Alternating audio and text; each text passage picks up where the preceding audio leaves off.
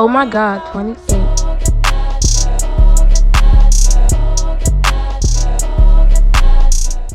And we are back. I know y'all missed us.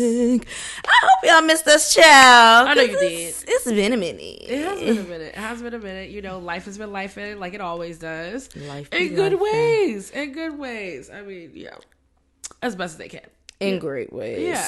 Child. So welcome to Soul Palate. Yes. Welcome back. I am Capri. I am D. You already know what we do with this motherfucker. You know are what we do. Tasting, and we are talking, and we are smelling. Well, today I'm not going to be smelling, y'all. I'm going to be trying, but we're going to rely on D for those notes today. I'm going to try, y'all. I'm going to put my nose up in there, but there's something big going on with my sinuses. You know, my sinuses. First of all, it's giving pause to what she's gonna put her nose up in there. Okay.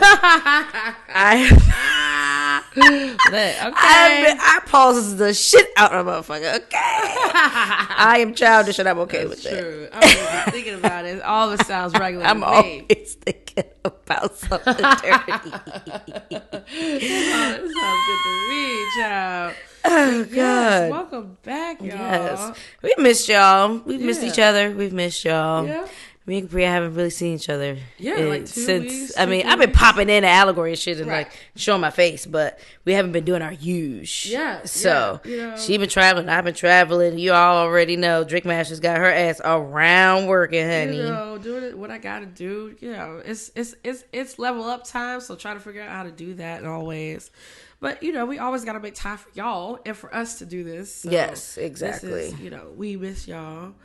We're gonna be able to crank these out more once our team of 2 expands. Hint, hint.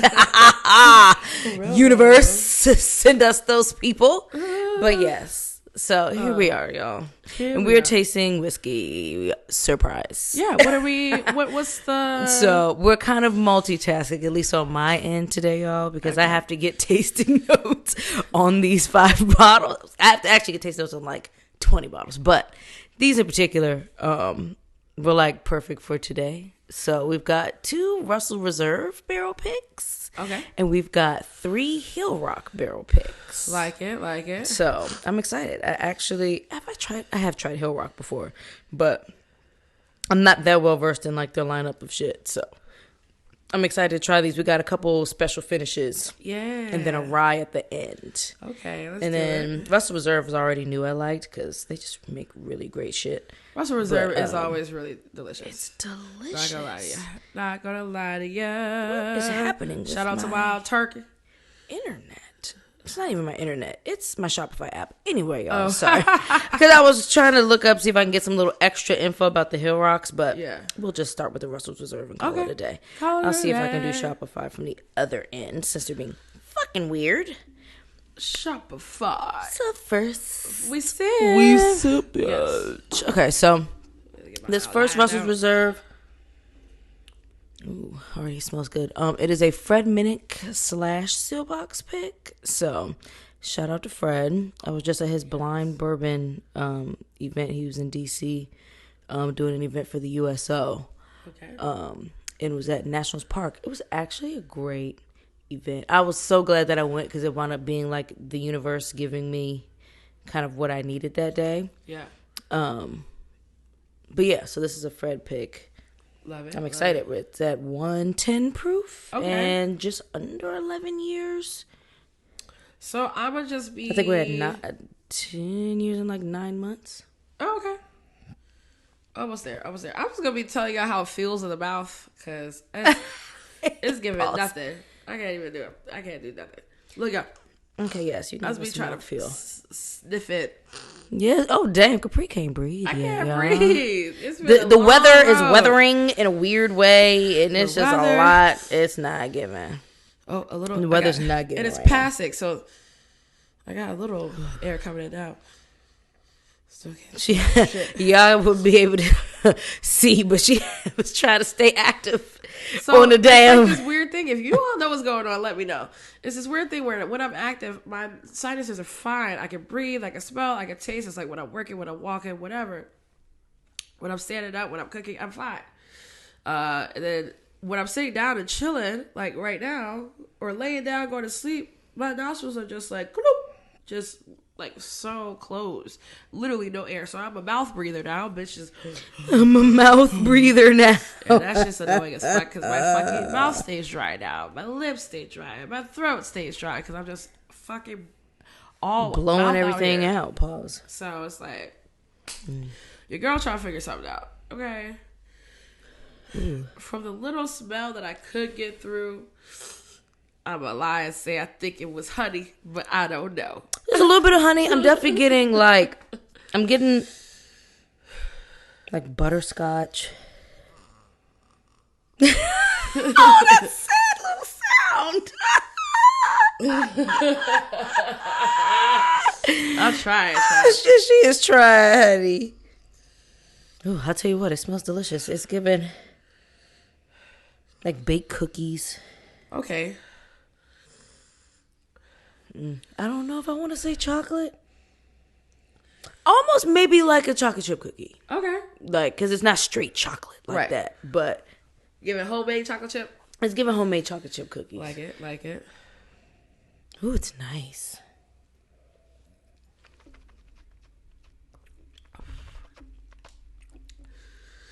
It's also hard because I can't got some breathe heat. out when I'm drinking. I have to swallow and then breathe. Definitely got some heat. It's a little waxy on my tongue. Yeah. It is waxy. It's making my mouth water. Dripping to the tip. I'm getting a little pepper. Yeah. A little bit. I can feel that sensation. So, back to Fred's blind tasting thing he did. So, something that he had us do when we take our first sip is identify where on our palate we are experiencing it first. Yeah.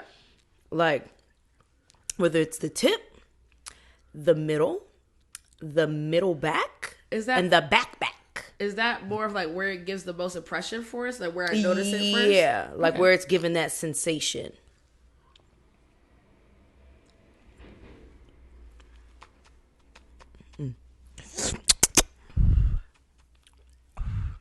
That one's for you, babe.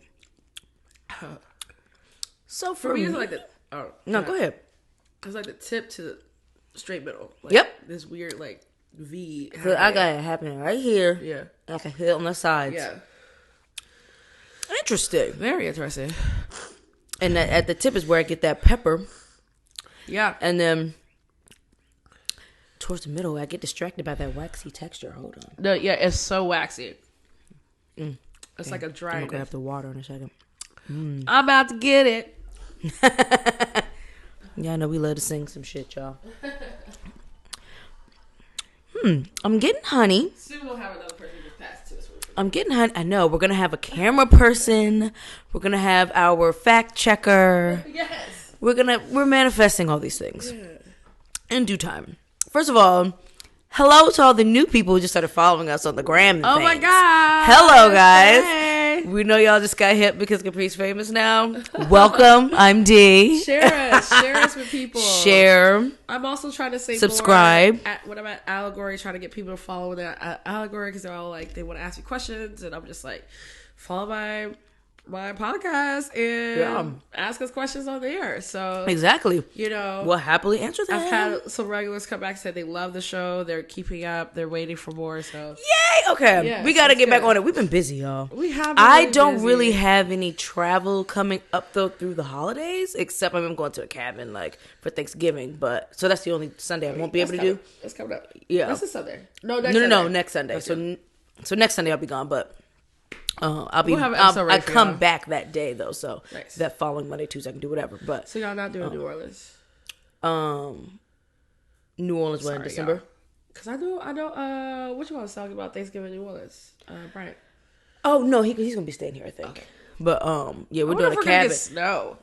I hope we get some good snow for the holiday. I really want to. Like, My it's cold grandmother, as fuck. my mother, my grandmother are coming. My grandmother, my brother are coming here. My brother's been wanting to come back, but my grandmother's coming here for Christmas now. What do you mean? He's been in Georgia since the summer. Since okay, Yeah, we'll talk I'll about get into the this, details of that after. 'Cause, yeah, he's been in Georgia since the summer, working and stuff. Wow. Been enjoying it, but he's ready to come home. Of course So he is. he'll right. slow ass Georgia. As long But as he he needed to be there. I was young when I moved from here down to Georgia, and I was like, this shit is not it. This is just not the same.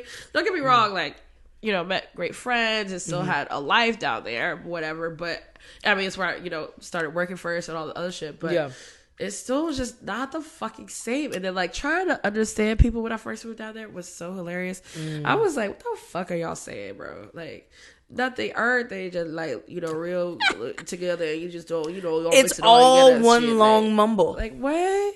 One long mumble with some inflections in there, so you can kind of tell. You know, like, okay. Yeah, that's all, you know what I'm saying. You know what I'm saying. For me, if I'm gonna have a country accent, it's gotta be real country. Like, I want that real, I don't see neighbors for miles ass country. Oh, Lord, that's the country accent I like. I'm not really like an Atlanta fan. I'm not really a big Florida accent fan, but I'm a fan of New Orleans accents or Louisiana accents, but they're just a deep ass South, very country.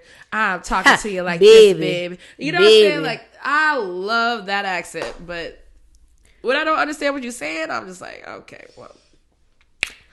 I was gonna try to make my way. Accents? So I love a Caribbean accent. Okay. Yes. I love a New Orleans accent. Yes.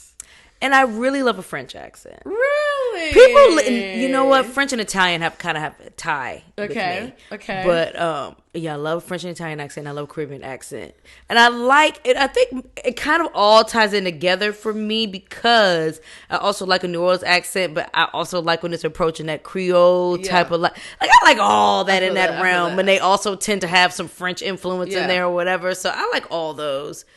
People tend to lean towards like an English accent and all that. Everyone, at this point, when it's a black man with an English accent, a bitch is I'm falling out. I just stare at you. Everything. I will stare at you. It's everything. I will stare at you. You okay? That's different. You okay? Keep talking. Are you all right? For some reason, it's just different. It's just different. You all right?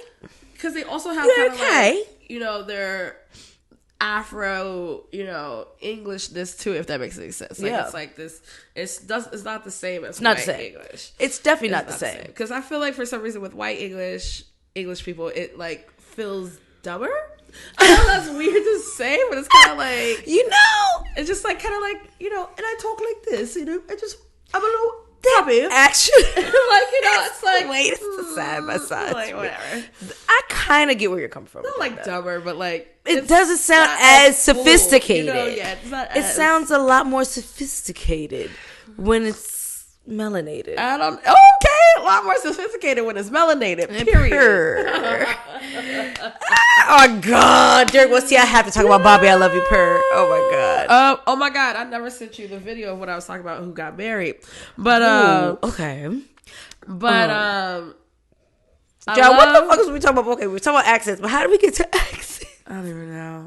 I was talking about moving down to y'all know how I go down to Georgia, talking about slow Georgia. Then I was like, there we go. Okay, y'all watched it. Yes, y'all know how it happened. We just forgot how it happened. But yes, okay. So they're coming. So all of that to say, I won't be traveling for the holidays. Okay, yeah. I was trying to make my way down to New Orleans for turning tables, but we're talking about that. You know, yes, turning tables. We love y'all. But back to this Russell. So more chocolate opens up on the nose as it's kind of sat a little bit as we were talking. Did you put water in already? Oh yes, drop me, baby. Drop me, baby. Drop me, baby. 1, 2, 3, 4, 5. Should be 5, right? Thank you. Yeah, I always start with 5. Little trivia fact: I always start with 5 drops, y'all. Right? Just in case there's ever a trivia thing about me. One of these days. One of our goals. I don't know if. I've been putting her onto like the little ratchet pod. I don't listen to a lot of podcasts, but I listen to 2 ratchet ass podcasts. Really? That's the funny part. The 2 joints he listens to, ratchet as fuck. It's Laura and Lionel, and then Eat Your Heart Out. And Laura and Lionel, they pretty much just talk about fucking. Really, all it's talked about is probably like a little bit of other stuff in there, but they'll be sprinkle some other stuff in there. All about sex. So they are now traveling with their show. Nice. They go to so they're doing like a tour. Yeah, they like reach out to be able to do that. Yeah, I think that'd be so fucking cool. Oh, they reach out to comedy clubs and like do it at comedy clubs. Shows, and like that's kind of dope. Put a video up of one of the ones, and it's debauchery. It really is. Like they ask questions. Comedy about, clubs are good for stuff like that, especially if you just talk about whatever. Yeah. It's perfect. It's a perfect venue for something like that. I think they also did it in a city winery in Philly, I think. That's fun. But like it was just so cute, and I was like, damn, I really want to go. But then I'm like, I feel like the other thirsty bitches that are also in the crowd, because a man very confident in talking about his sex life and what he does and what he's bad at and what he's good at is a turn on. Like, yeah. And then all the other girls and not being creepy about it. Like, yeah. They were like, yeah, throw your panties up on stage. We want gifts. Throw your bras up on stage. Nah. Please don't throw no dirty drawers at me. Make sure they're clean. No, he said they said to bring them. Not to, like, take them not off. to slip them from out your dress and throw them up on the stage. Okay, because some people into that freaky shit. Some people are into that freaky shit. It's a little. That is. I don't call a lot of things freaky. That's a little freaky for me. Dirty drawers is a little freaky for me. Just because it's the unknown. Now, if you're my piece and I already know your smells and your things, okay. Yeah, that's all true. right. That's true. Sure, slip them to me. But I don't know you from a can of paint. I don't know what you're working with down there. What's your discharges? You know what I'm saying? That's freaky to me. Slip them to me. Yeah, I'm not really into smelling underwear. I'm okay. Yeah, no. We're good. No, I'm good. I don't need to. I don't want to smell no drawers. No, we're fine. I'm okay. All due respect. No Sade to those who are into that. If I'm already no kink shaming. I already smelled you, so there's no point exactly. There's no reason for me to have my nose in your drawers. Like, I don't know. Speaking of smells, it's like, right. Sorry, Fred. Sorry to that man. We started talking about smelling drawers during your pick. Well, at least, Jack, now it's not just you where we talk about really wild shit during your pick. It's not just you. Okay. A little bit of I'm getting like hot chocolate smells. Mm-hmm. Yeah. So it progressed from the chocolate chip cookie to more like hot chocolate. Yeah. Maybe cherry that I'm trying to pull. There's something like a red fruit, maybe. I don't know. It's trying to creep out of there. Yeah. It's trying to creep like out of like all this baked good that I'm getting. Oh my God, I cannot wait for this video. I'm sorry, I'm all over the place. Mm-hmm. Can't wait for this video with Chef Will to come out. I can't fucking wait either. I'm like at the edge of my seat now because I don't know what the content of it is. So I just hit up Chef Will. If y'all don't know, Chef Will Coleman, yes. No, my fellow Leo baby. Yes. Hey Pooh. First off, he has the best apartment in New York. I don't. Oh my God, bitch! You see his downstairs? Yeah. When I went over for dinner, I was like, "Oh, bitch, what do you pay for that?" I didn't ask. I was thinking in my head like, "I didn't ask. It's New York. What the fuck do you pay for this?" But I know he's getting a good price because they tried to make that bitch a 2-bedroom, and he's like, "It's illegal because there's no windows down there." So he got the whole thing to himself. Child, he got a whole duplex probably for the price of a 1-bedroom. Baby, it's fucking perfect nice. place to create content in too. Yeah, and perfect place to host dinners because the dining is separate from the cooking. Yes, his apartment is great. I kind of want to go make a trip to Brooklyn just to go sit in his apartment. Well, going into the catch up anyways, recently went up to Brooklyn to do Cocktails and Comedy for Drink Masters. Yeah, pretty much just, the pictures made you look like such an actual comedian. They look so great. And I'll share some on the tube. Yeah, guys. They gave us 300 of them.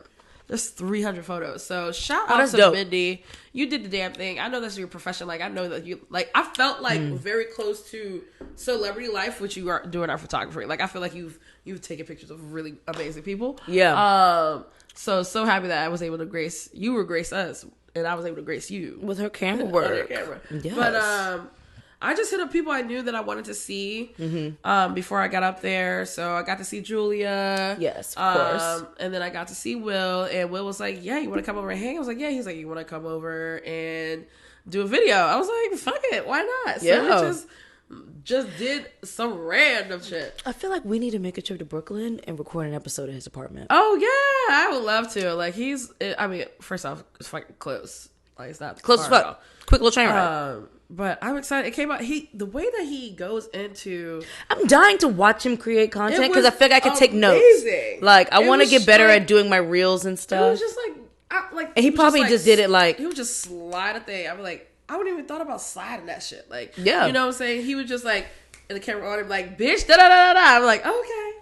And that's where I just got to get better being comfortable, I think. I mean, you can tell he's been doing it. Because he just talks right into that camera, and I'm just like, I feel awkward talking to nobody in the metasphere. Yeah. Like, he was like, and the food he made was so good. That motherfucking cook. I can't wait, because I think the series starts this week because it's a Thanksgiving series. So okay. Also, in the cocktail you made, like, was in that theme of, okay. Yeah.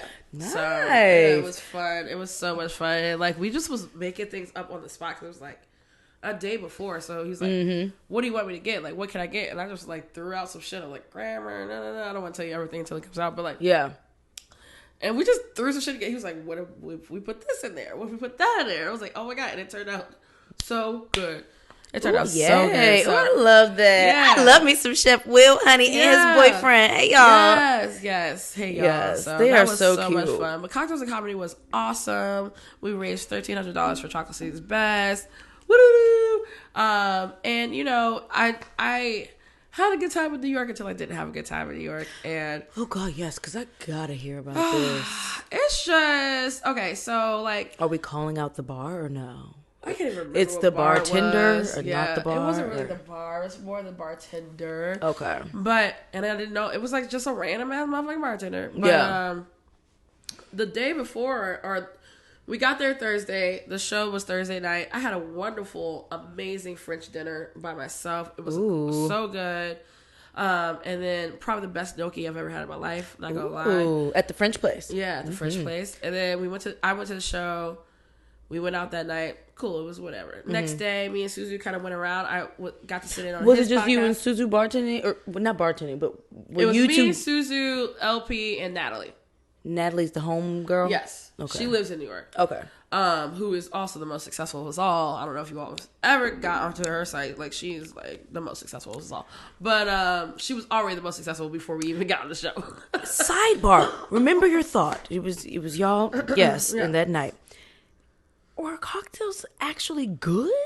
We couldn't taste them. Oh. We weren't able to drink them. That was the only thing I was curious about with her. Because I mean, no Sade Peach, because you're successful doing what you do, but. Yeah, it was just like she knows how to make a good drinkable drink. It was like Aperol Margarita.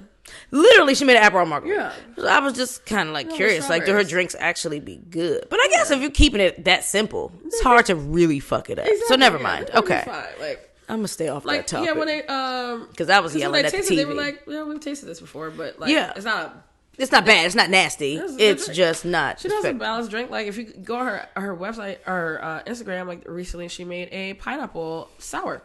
Like, like it's like so. She's making basic shit. She's making it really pretty. Yeah, really pretty. Because her focus is presentation first. Yeah, and, I mean she is, but she doesn't talk about taste when on the show. So I was like, "Well, bitch, are you ever gonna talk about what it tastes like? Because you keep talking about how pretty it is." Yeah, she's. I might give a fuck about that. I mean, we care, but we don't. For the eyes, like if anything's happening, it's for the eyes. She's gonna give you a recipe. It's going to be drinkable. You're going to want to make it, but it's for the eyes. It's not really for the culinary or like abstractness of flavors. It's not for the art of drink mastering. I mean, because like honestly, like I'm not at that step, but I'm just a step up. Like my shit is not wasn't like extravaganza either. You know what I'm saying? Like that shit is just not what I was doing. It should be delicious. Yeah, so. she's making that easy peasy. You can get a lemon, you can get a lime, you get some pineapple. It's easy for you to go to her page and like replicate what she's making. Exactly. And I mean, for a home bartender, that's basically what the intention is. Yeah. So there's some people that.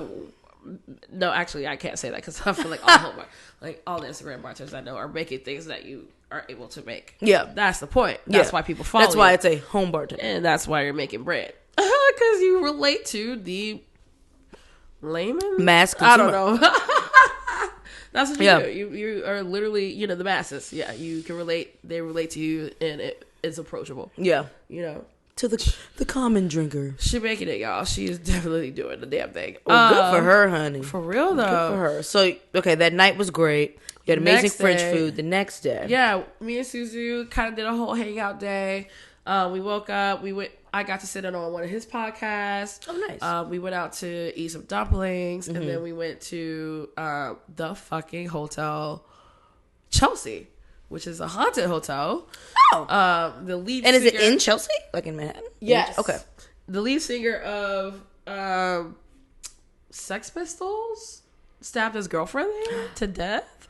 And like the I thought you were gonna say he owned it or something. No, all right, no. Yeah, like some other people died in there, and like it's just like creepy paintings kind of all over the place. They kind of dive into like the creepy haunted but darkness. Very beautiful, very beautiful. I don't know if I got any pictures. I might have some. Such a beautiful hotel. Their bar has no music. None. So it's just voices? And the clinking of glassware and things? That's it.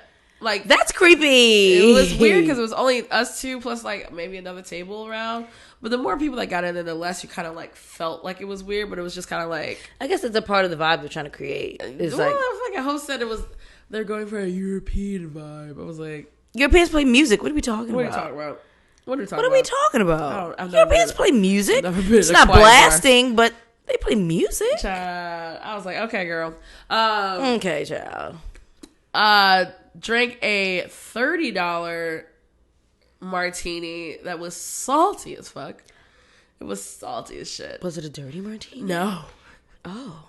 They dip an oyster in it or something? It was supposed to be, so they put this the bottle into a big ass iceberg. I'll send the video photo so we can have it on here. Or it's a video, I think. Yeah. They put salinity in the martini so that the martini doesn't freeze. But martinis will not freeze. It's alcohol. Unless it's like... First of all, it's 99% alcohol. Like, it's not going to freeze regardless. Who are these bartenders? Where's their knowledge? It was a lot. We were like, okay, $30. $30 for a big-ass saltlet. Yeah. Then we saw Will. Then we went to dinner. So... While we're at Hotel Chelsea, the bar manager there also manages other bars. And he was like, if you guys want to go to one of my restaurants, let me know. And he runs Rule of Thirds, which is a Japanese restaurant. Ooh, was it good? Yeah, it was delicious. It was really, really good. But we got there. He got us a last minute 6 top. And we only had $100 bill between the 6 of us. And Will got to come and eat with us, which was fun too. Nice. So that was fun. Then after that, I saw Julia. We had this delicious Italian restaurant. I was eating, honey. Girl, yes. And then we like kind of drank. I never got drunk. I was trying to. So we went around. The bar that I wanted to go to closed early, so we went to this other bar that she recommended, like a neighborhood bar. And the fucking bartender, like, already kind of, like, I had dressed up that day. I was like, I want to put my titties out. I had on my, like, disco ball shoes, whatever. And the bar we went into was more like a rock and roll bar. Like, everybody was definitely grungy. You know, all the bartenders had, like, tattoos, goth shit going on, whatever. And, you know, so I'm walking in a lot more dressed up than everybody else, but that's just what I was doing for the night. Yeah, so what? And so I walk in, we sit down, and the guy, like, puts his hand out to Julia and, like, is doing this. So I'm thinking, oh, like, she comes here a lot. You know, they're regulars, da-da-da. We order our drinks, and we're chilling. And he's just, like, being weird with her, keeps talking to her. He says something weird to me, and I was like, And then I was like, I'm going to go play some music on the jukebox, right? I go over. I was a little irritated because it's like, that's not the vibe I want to be in. I kind of wanted to, like, dance or whatever, but... Yeah, grungy rock and rolly vibes is not really your thing. So what I know about New York is that motherfuckers aren't traveling outside of their neighborhoods. Like, that's just not what they're doing. First of all, it costs too fucking much. It costs too much. So it's like, the city never impresses me because I'm going to see friends who just want to go to their neighborhood bars. And I'm always like, well, where do people go to, like, have a good time? Like, you know, like, where do I go to, like, have, like, a lifestyle moment or something like that? Yeah. And it's just never a thing. It's just never a thing. I've been having fun in Brooklyn more than anywhere else. Brooklyn, if I'm in Manhattan, Chelsea. Yeah, and it's just like, but you're still just kind of just eating and drinking. Like, I wanted to have, like, a good time. I have no clue where to go, like, dance, or where to go. Like I have no clue what that looks like in New York. At all, whatsoever. And I'm like, it's just, that's a part of who I am, is to dance. So it's like... I wanted to go to, like, a good club in New York. Like, a club or even... Like, a lounge, maybe. Even, like, sit and have hookah and shake my ass. What's a good bar that has a little dance floor? Like, anything like that, child. Because I can tell you where to go here. There's plenty of spots here to do that. There's plenty of spots. But, you know, I leave my phone next to her on the bar, and I go and put my money in for the jukebox, and I'm over there. I come back and Julie was like, girl, he just told me he moved your phone closer to me and goes, tell your rookie friend not to leave her phone on the bar. Who the fuck you calling a rookie, and what does that even mean? What does he mean by that? Like I'm a rookie bar person because I came out the way so it was already given stereotype from the jump. Like he was stereotyping me in general. Like, you don't belong here. Why are you here? Ugh, now I want to know the name of this bar because I want to call your bitch ass out. But whatever. And I was like, what? And she was like, yeah, totally. Like, you're far from a rookie. I'm like, yeah, exactly. Bro, like, you were sitting right Julia here. Check him, poo. Yeah, she did. And then he just kept being like creepy to her. Like when I was going to the bath, he was trying to like get her number. I was about to say, was he hitting on her? Yeah, he kept trying to hit her. He asked like, is that your? He was like, asked her if I was her wife, and if not, like, can I like do something? It was just like, he was like, my eyes are so majestic. I looked at me, your eyes are not majestic, and nobody wants to look at them. And I was like, I'm no longer having a good time at all with you. And I looked at Julie. I was like, every time I come to the city, it's always some bullshit. It's this type of service. Like every time, it's like y'all think y'all know better than the people that are coming in. You don't know who the fuck yours. He has absolutely no clue who the fuck he's serving. Ever. So it's like, clearly you don't have Netflix, sir. I'm just tired of the stereotypical shit. Every time I go to New York, it's like I get judged immediately coming into the door. Like, I know where the fuck I am. What is that about New York? I don't know, but this shit doesn't happen in New Orleans. It doesn't happen in Portland. It doesn't happen anywhere else. Don't happen overseas, of course. Like, what the fuck is that about? It doesn't happen in Miami. Like, why don't you like the city? I'm like, because every time I come here, there's some bullshit. Every fucking time. Like, yes, there are moments where I'm like having a great time. Yeah. Don't get me wrong. But that's just because you're with your certain people who you have a great time with. It only had nothing to do with you can't just randomly go into a bar and be like, oh, this is great. Like, no. I always have like a weird, like, even the French restaurant, it took a while for them to warm up to me eating alone. I'm like, yeah, I want this. Why? You want this too? Yeah, what? All of the things that I'm ordering. Just like, whatever, bro. The fuck? A bitch can't enjoy herself by herself? I love a solo date. Listen. Fuck you mean? I get to sit and if I want to watch one of my TV shows while I'm dining, if I want to read something while I'm dining, if I want to talk on a fucking phone, which I rarely do while I'm dining. Like to sit and look around. I was just looking at if I want to fucking people watch, if I want to be in my thoughts and not have to have anyone question my thoughts or whatever, like, the fuck you mean? That's all I did. I didn't even look at my phone because my phone was charging. I was literally just chilling. But child, I just like, every time. It's whatever. Like, and I told Julie, I was like, I love you and I thank you for taking me to, around, but this city has yet to impress me. It never, at this point, I don't think it could ever. The only areas that have impressed me has been Bushwick, Williamsburg, and this was Bushwick like years ago. I haven't really been through Bushwick in a while, but Williamsburg I always have a good time in, and when it comes to Manhattan, mainly just the Chelsea area. Like, that's it. Appreciate the things that are there, but it's just not. But I'm talking about in terms of the dining. Yeah, and it's not like, oh, I'm blown away, because it's not like I have a better time there like than I would at home per se. Like I usually go to New York specifically for New York related things, and to see the people who live there. Like, literally. So, child, it's not all this cracked up to be, honey. Show me something. Oh, somehow, some way, we stumbled upon a 50 best in the world bar. We only got to have one cocktail there because we had to get to something else. But that was pretty cool. Was it good? Smell anything or taste anything until like the straight in. It was a balanced drink. I could tell just the way that I was drinking it that it was already balanced. Suzu told me it was tasty. I trust Suzu's palate. So yeah. He didn't really, his was okay. He said his was way too savory, even though the man said it was a dinner in a glass. So I think we kind of like, it was supposed to be savory. Yeah. he meant it literally. It was, he meant literally. He was like, it tastes like pizza water. I was like, interesting. Cool. Pizza water does not sound delicious to me at all. I liked their approach. It was literally about spice. So the cocktails names were spices. So this cocktail's called licorice. This cocktail's called oregano. This cocktail's called this. Oh, gosh. And it was like drinks built around these spices. The bar was called Mace, which is also a spice. So. An oregano cocktail.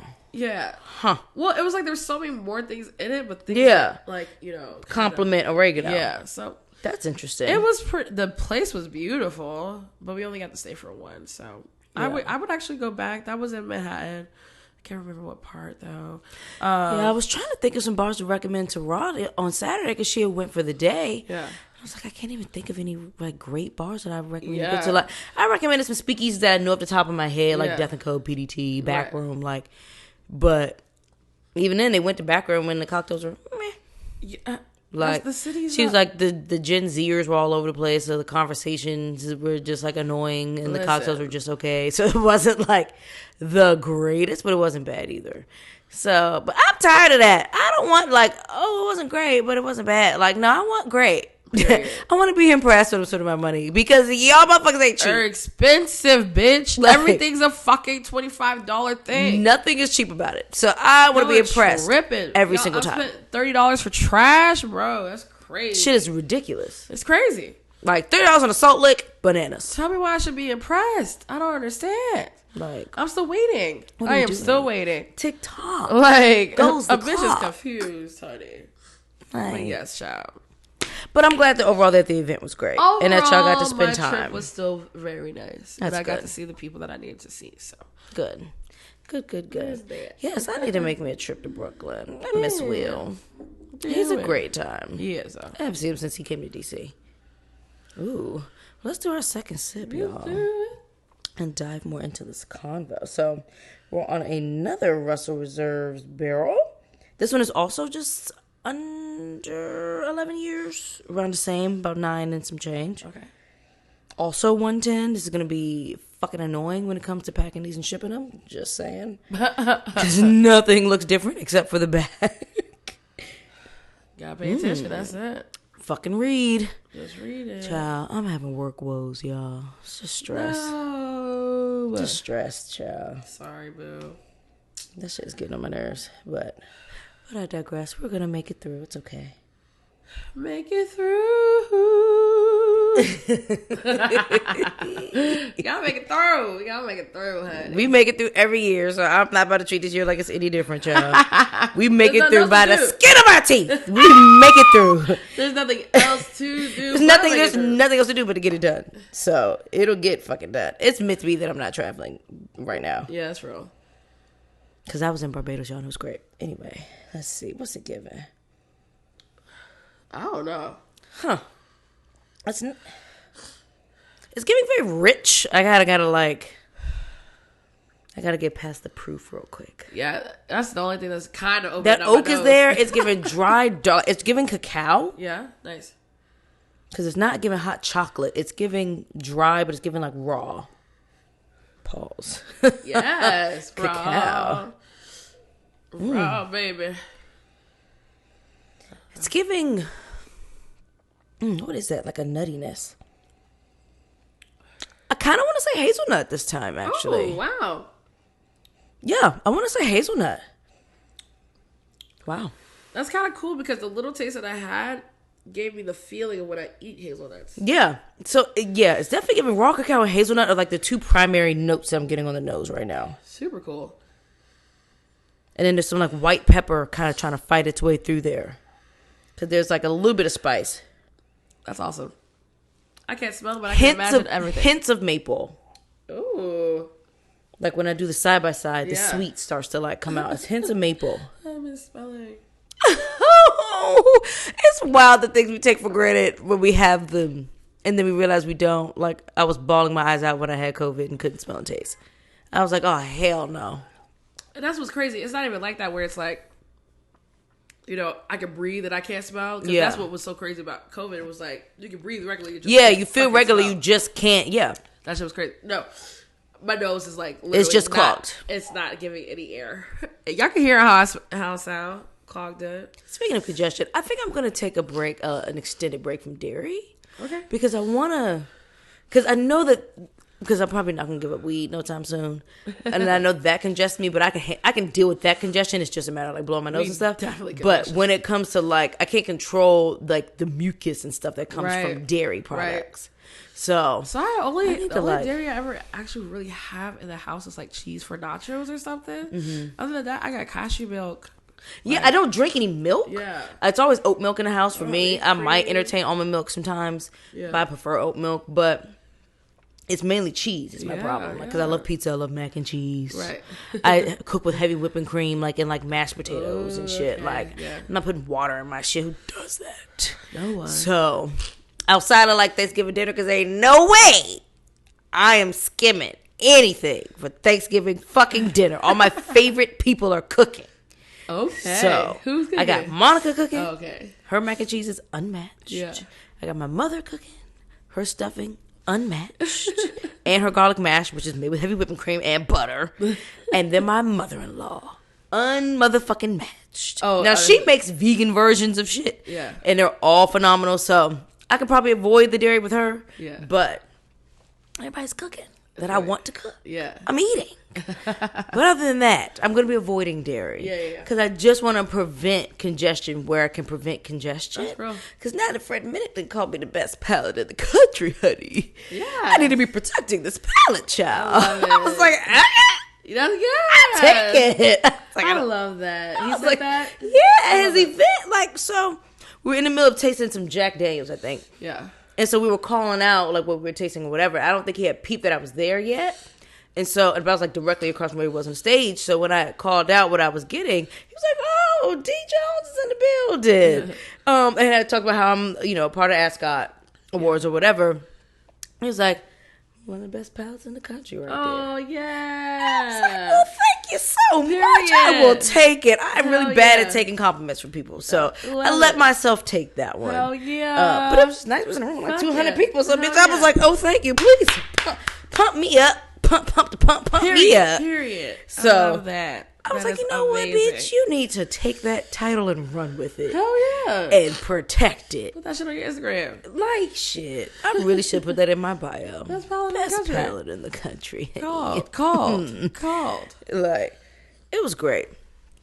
And Fred, because this is my first time actually connecting with Fred in person. Oh, nice. It's always been like virtual and stuff. So I was very happy, which is why I had said what I said in my post, just about like I'm proud to be a part of any project he does, because in person he's just as warm and like, because you know how some people can seem a certain way when you're talking to them online or whatever, and be something completely different in person. Energy just completely doesn't match, and it was very much matching. It was giving what it was supposed to give energetically, and he made it a point to try to be attentive to everything, because a bunch of people wanted his attention at the time, so he definitely was making it a point to try to connect, say hello, lock eyes, get a photo, whatever, with everyone who was trying to get his attention and stuff. Where was it? It was at Nationals Park. This is okay. This was the blind tasting thing that we did with Saga and Tracy Frigga. Yes.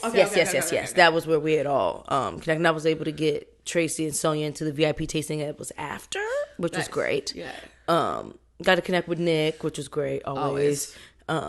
The Maryland Heritage guys, Justin and George, were there, which was great. Yeah. I was starting to talk to George about like shadowing him and his blending process and that type of stuff. So he talked about bringing me in with that. Period. So it was definitely the event that I needed after finding out, just to update y'all. I don't think I talked about the Step Up internship on here because I didn't want to jinx it. Yeah. But I didn't get the internship, but it wound up being for, I guess, good reason. So apparently I'm too connected, y'all. I know too many people who produce already and probably know the people who they're going to be sending these interns to. So like, cause they went to Westward and some other places that we knew last year. Right. So yeah, basically I didn't get it because I was too connected, y'all. That was their words, not mine. Cause I don't look at myself as connected at all, but apparently I am, because I did just have a couple conversations and was like, "Oh yeah, well, I introduce you to such and so." So I was like, "Okay, great, yeah, fine." Like, and then even Tracy was like, "But we're also gonna connect soon anyway, because I know you want this, and so I think we can have some convos about that." So I was like, "All right, universe, fine." I would take the messages where I could take them. Seelbachs alone, because Seelbachs already put so many producers in the front of so many people that don't get a stage anywhere else, and craft producers too, which is definitely the space that I want to be in. I'm not really interested in being like, it's an easy, what does this look like to be here for this so amount of time? I'm about to figure out my journey through that, and I'm going to come up with my own calendar. Yes, and also, but like I want to be able to turn this into something I can pay forward though. Yeah, that's nice. Like I want wonderful. to do it and then figure out how I can facilitate other people being able to do it. That plus WSET, I want to kind of fuse together. I love that. I think also like when you're going through that journey, it's all about that conversation of like, I'm doing this first to eventually give it to this. Be able to do this to other people. Down for this in the future. To that do way this you already have who's going to people be. who I know will have interest. Yeah. Exactly. And I want it to be, since Step Up is clearly focused on people who have zero connection to the industry and zero idea what they're doing yet, and don't even realize what the possibilities are yet. I'm kind of veering away from that. Yeah. And want to be able to give the opportunity to people who are already invested and committed and want it and just don't have that step in the door. Right. And don't want to have to go through like Camp Run Amok or the Kentucky Bourbon Trail or whatever just to do it. Because people are going to have interests beyond just whiskey also. Absolutely. Like my interests go beyond just whiskey. Right. That'll be my start because it's my first love, but it's going to go past that. Yeah, absolutely. So I'm definitely going to figure it out. If I can even figure out a way to make this like international, then that is, I'm putting my vision board together around this. So that event was great for a number of reasons. I was happy to be able to actually sit and talk to Tracy about it. It made me feel way better because I was definitely boo-hooing, y'all. I don't take rejection well. So I was like, why? It's real. But it was such a great interview. Why? Yeah. Oh, God. I was boo-hooing in my office, child. Yeah. But no, it made me feel way better. Being able to just connect with people who like just respect me already and like what I do. I didn't even know Tracy was a person. I was like, girl, you she was on the selection committee. The first person I said was like, girl, you better go talk to Tracy. Yeah, she was on the selection committee. And I had a feeling I was going to see her at Fred's thing just because it's whiskey, obviously. Yeah. And so I was glad that I did. She had peeped me before I peeped her and like popped up behind me. So then we went to chicken and whiskey after that and like sat and stuff. So it was good. The new one. How was the new one? It's nice in there. Yeah. I didn't get to like sit and enjoy cocktails and stuff because by that time I had a headache and I was ready to go home. Yeah. And Rob was sick, so I was also trying to get to her. But I popped in, got me some food to go to. Mac and cheese was bomb. Yeah, they got mac and cheese. I was surprised. Yeah. Now I was also surprised that there was corn in it, but it was good. I never had corn and mac and cheese before. Never even heard of that. I was like, oh, this is some old country shit. But it was delicious. They had the pepper and salt running through that thing. Oh, so shit. I was like, all right, it's some mac and cheese I can get with. Yeah, that's great. Yeah, it was good. And I had a little cucumber salad, a little chicken, but it was good. The spot is really cute. It's very much separate. Like, there's one entrance for chicken and whiskey, but then there's one side that's the food and one side that's the bar. Nice. But then you can also order food at the bar. Yeah. So it was cool. Nice. It was cool. It's in a good little spot. It's in a good little spot. It's literally like right across the street from Nationals Park. Yeah. So nice little spot right around the corner from House Bar. Shout out to Clyde. First off, House Bar is amazing. Yes. Shout out to Clyde. Was able to do some content with them last week, and so I can't wait for that to come out too. Ooh, nice. Okay. Yeah. So, yes, content. Yeah. Like I'm just trying to keep it up, honey, child. Yes, but it helps to doing like the collaborative stuff. Yes. So that's good. I need to do more collaborative shit. Yeah. I feel like there'd be a lot less work on me. It is a lot less work. Not gonna lie. Like all I had to do is content shit's a lot. I mean, I made two drinks, but it was still just easy peasy. Show up to the store. Yeah, if somebody else is recording it, if somebody else recording it and doing all the things, that's better. Perfect. Like there's making the drink. There's a lot of solo content I gotta put out though. Mm-hmm. So pray for me, child. Oh, we didn't even talk about taste yet, did we? Oh, we did.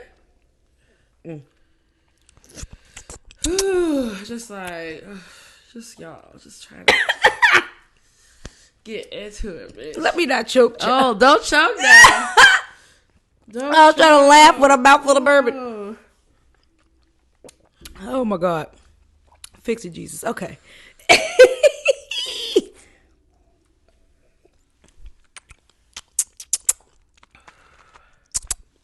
So this has hit me on the tip of my tongue and on the back of my tongue. Weirdly, right? And it hit me on the back time. First. Yeah. And then I got it on my tongue. Yeah. I'm on the tip of my tongue. So that's crazy as fuck. It's weird. In a very straight, linear thing. I don't feel much on the sides, which is funny. Yeah. My mouth waters a little bit on the sides, but not really on the side of my tongue. Like, yeah. It's giving concentrated cherry something initially for me.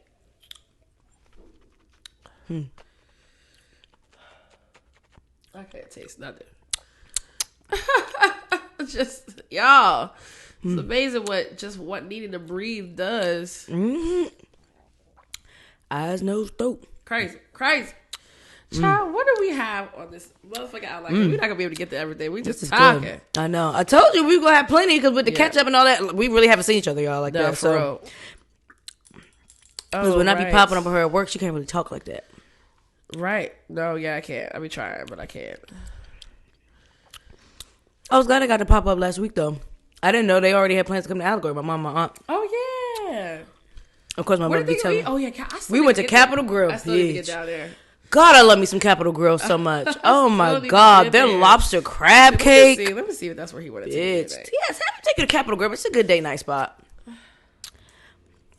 This is yummy. So it starts with that cherry, not cough syrup, because it's not giving cough syrup, but it's giving that concentrated cherry that they could use in cough syrup, if that makes sense, y'all.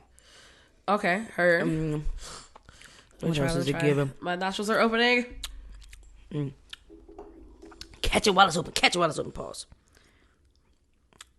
Let me see. I get it. I get that oak spice for sure. And I even get some baking spices, maybe along the lines of like the allspice and the clove, not so much the cinnamon. Like cinnamon's more of the undercurrent. There's a numbing happening, so that whatever kind of spices definitely give you that numbing feeling. I did a few drops of water, y'all. Let's see. That water opened up the nuttiness. The French place. Oh yeah. Ooh, which one? We've been wanting to go to this place called Bistro du Coin for a very long time. The water did something to it. Well, I haven't seen it in a very long time. Dried it out a little bit. Oh, let me get some water in mine. I get the residual of that cherryness that you're talking about. Which is so weird that I'm like, it's not exactly the flavor, but I can understand the residual of it. I don't understand if that makes sense. And because it's not like pow, pop you in the face with cherry. But it's definitely present. You know, motherfucker just pop you right in the face.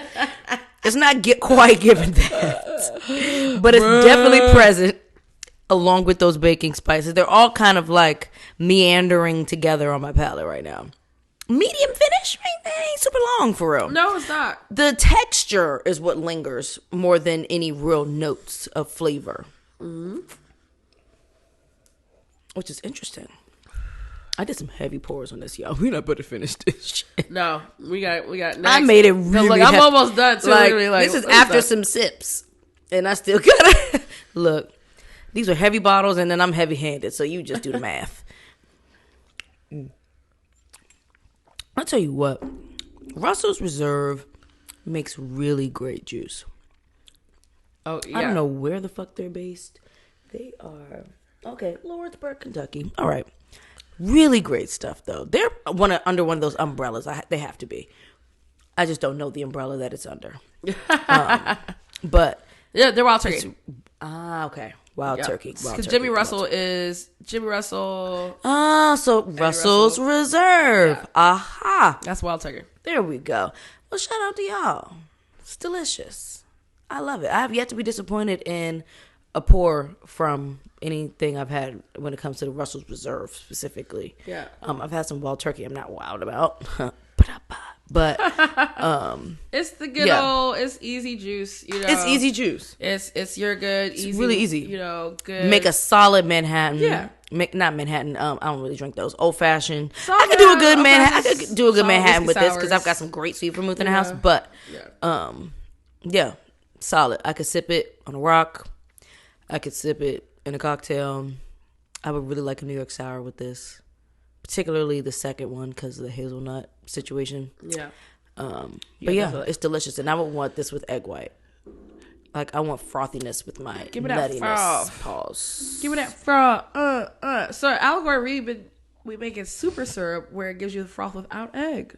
And it's what not the chickpeas. hell is a super syrup? It's like, I can't remember what actually goes into it because I don't make it. I don't prep anymore, which is amazing. Fabulous. But, the kitchen life is like, I want to be more savvy in that just because of like, coming from the show, it's like, I couldn't go far because I don't be in the prep kitchen. Yeah. But, all right.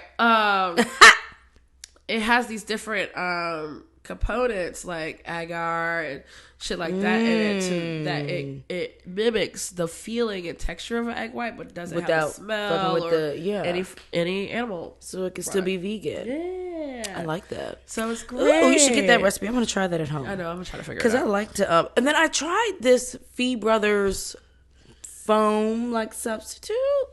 So they have their own where you do a couple dashes in the shaker with your cocktail and it adds froth to it. And all you need is a couple dashes. But it's like another one of those alternatives to egg white and chickpea water. So shout out to Fee Brothers for that. That was kind of cool. We're coming a long way. We are. We're coming a long way. Veganism's coming a long way. So the drink culture has to catch up. Yeah, that's true. So That's true. Ciao. Okay, y'all. Let's see what else we got on here. Well, I do want to ask this. So, since Drink Masters has come out, it's been, I don't know, has like 2 weeks now? Yeah, like 2 weeks. 2 weeks and some change. Yeah. Since it's come out and everyone has all these opinions and tweets and Instagrams and things happening, then everyone is pulling for your attention, whether it's through the Chalk City's best drink, because that's the only one I see, and then whatever's popping up in your personal DMs. Like, how are you feeling about it? Like the people? That, just the whole thing of like, because I'm sure energy around you has changed for better or worse. Yeah. Since this, I mean, obviously you're almost at like 10,000 followers, y'all. I'm getting famous friends and I'm so excited about it. Almost out there. Let me see where we So with that happening and it happening so fucking quickly because of the massive platform that is Netflix, like, yeah, how are you feeling about the energies that have shifted, whether it's for better or worse, about how people are treating you, whether they've known you before or are trying to know you after? Like, what's that first couple weeks been like? I'm still very... Because we haven't downloaded about it. Oh, because so much it's just been so much going on. Yeah. I'm still very overwhelmed with the fact that people feel so much more familiar now. Mm-hmm. Like people I never known like they before, know you. Never seen in my life. Like I had people hit me up on Instagram like, "Oh my god, so awesome! Where are you working?" I'm like, "I'm working here. I'm gonna come by," and then they come in and be like, "Capri!" Like we know each other from years. I'm like, bruh, I don't know you, bro. Like, and so that's been overwhelming on trying to figure out how to respond. Like I'm a very much so like, I don't like small talk. I don't like the fake interaction feeling, but I've now gotten to the point where it's a little bit like, it was always like, what do I say back to these people, right? Like, oh my god, I love the show, and I'm like, cool. Now I'm like, thank you for watching. What was your favorite part, right? Like, and now I'm probably saying it to everybody because I don't know how else to connect to you, and actually have a real interaction than to say these things. Mm-hmm. So that's been kind of like a lot in its way, but like, it's been cool also though, just to be kind of like literally roaming the street. I was coming out of my apartment building. I was standing outside. Actually, I was coming back in from New York. Mm-hmm. I'm just standing outside talking to Erica on the phone, and this guy like stops. He comes out the apartment. He stops. He like looks at me. He goes, "You're one of the mixologists, right?" And I was like, "Yeah." He was like, "Oh my god, you're on my TV right now!" And he literally runs and hugs me, bro. Oh, see, that's a violation. Don't do that. But this is what I'm saying, like the familiarity, being too familiar, too comfortable. And I was just like, oh, like, yeah, cool. I told him my apartment number, so one of these days he might come by and knock on it. Why the hell did you tell that man your apartment number? I live here. He will find it eventually. He could either follow me or whatever. He lives here. Like, it's just like, he's like 120 or some shit. Oh, okay. I mean, I have no problem not letting people in and saying no. Yes. At the end of the day, we live here. Like, I live with regular people. You got chain locks and shit. Yeah, so yeah, because people be weird. People do be weird as fuck. Like stuff like that. Like when we were in New York, and we went to World of Thirds. It was really cool. So many people came up to me. It was like, we went to Tiki by the Sea together. And I was like, oh, okay. But did you talk to me there? Yeah, you know, Like- I talk to everybody. I was very, like, when I go to events like TYC, especially when they're, like, smaller, I'm very much, like, taking care of people, make sure everybody's okay. I was a volunteer, so I had to, like, do a lot of... Oh, at the last one. Yeah. I was a volunteer at the last one, so I think that's the one they were at. I'd be drunk. So it's, you know, that was cool, though, because they came over and they were taking care of us, and they, you know, we had, like rare sakes and all this other stuff. I love that portion of it all. You know, I love the take care of the get more into sakes and sochus and stuff. Me too. Tell Suzu come on through. Bring some good Japanese shit for us to taste, honey. I know. Help us dive into your culture a bit.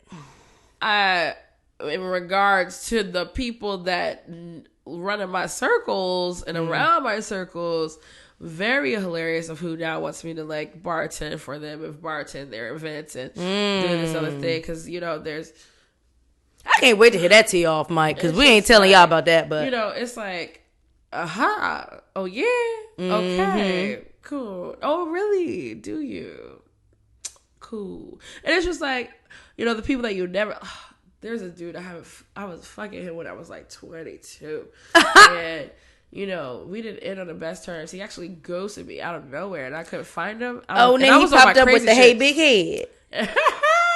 He popped up with the I'm very proud of you, seeing you on the television. A whole bunch of motherfuckers that have ghosted me. I bet you are. A bunch of motherfuckers that would show interest and then ghost me, that act like I was the crazy one, because I would get crazy gaslight on you. Because when I was younger, I would get crazy on your ass and find you. Period. On the phone, I found people on LinkedIn. They didn't even have a motherfucking LinkedIn. A bitch would find your ass. What's good? And be like, what's that?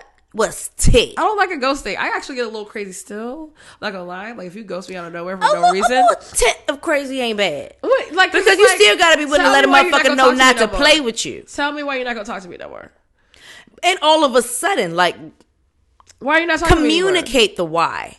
Because so that you don't leave a person according confused. To my records on these text messages and these phone calls, we were fine, and now you're not talking to me anymore. But now I'm blocked. People are psycho. People really do that shit because that's why I pull the fuck up on you. Their own fear of confrontation. That's why I pull the fuck up on you. I don't go fuck. I will find you, bro. Period. Periana. Hear that sound? But was that my? Is my WhatsApp open? Oh, I don't know. You know what? I think it is. We'll ignore that. Oh, okay.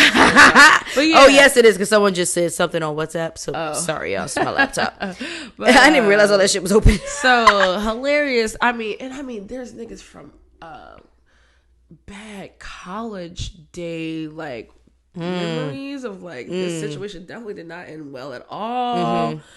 Not who you were living with. No. Okay. Before him. Okay. Like, okay. A bitch was stupid. I mean, you know, you're 18, 17, you're drinking stupid, for the you're first figuring time. it out. You're dumb, you do dumb shit. Because it's fun at the time. It's fun to do dumb shit, but then you find yourself in dumber shit. Hello, college, women drinking, you know what I'm talking about. Gets to a certain point of, you know, non-consensual things that happen when you're blacked out, you know. Yeah, I got those motherfuckers hitting me up. Like, oh, hell no. So what, you be leaving them on red? Hell yeah. Gee, thanks. I've never had a longer... You should sit there as the black heart.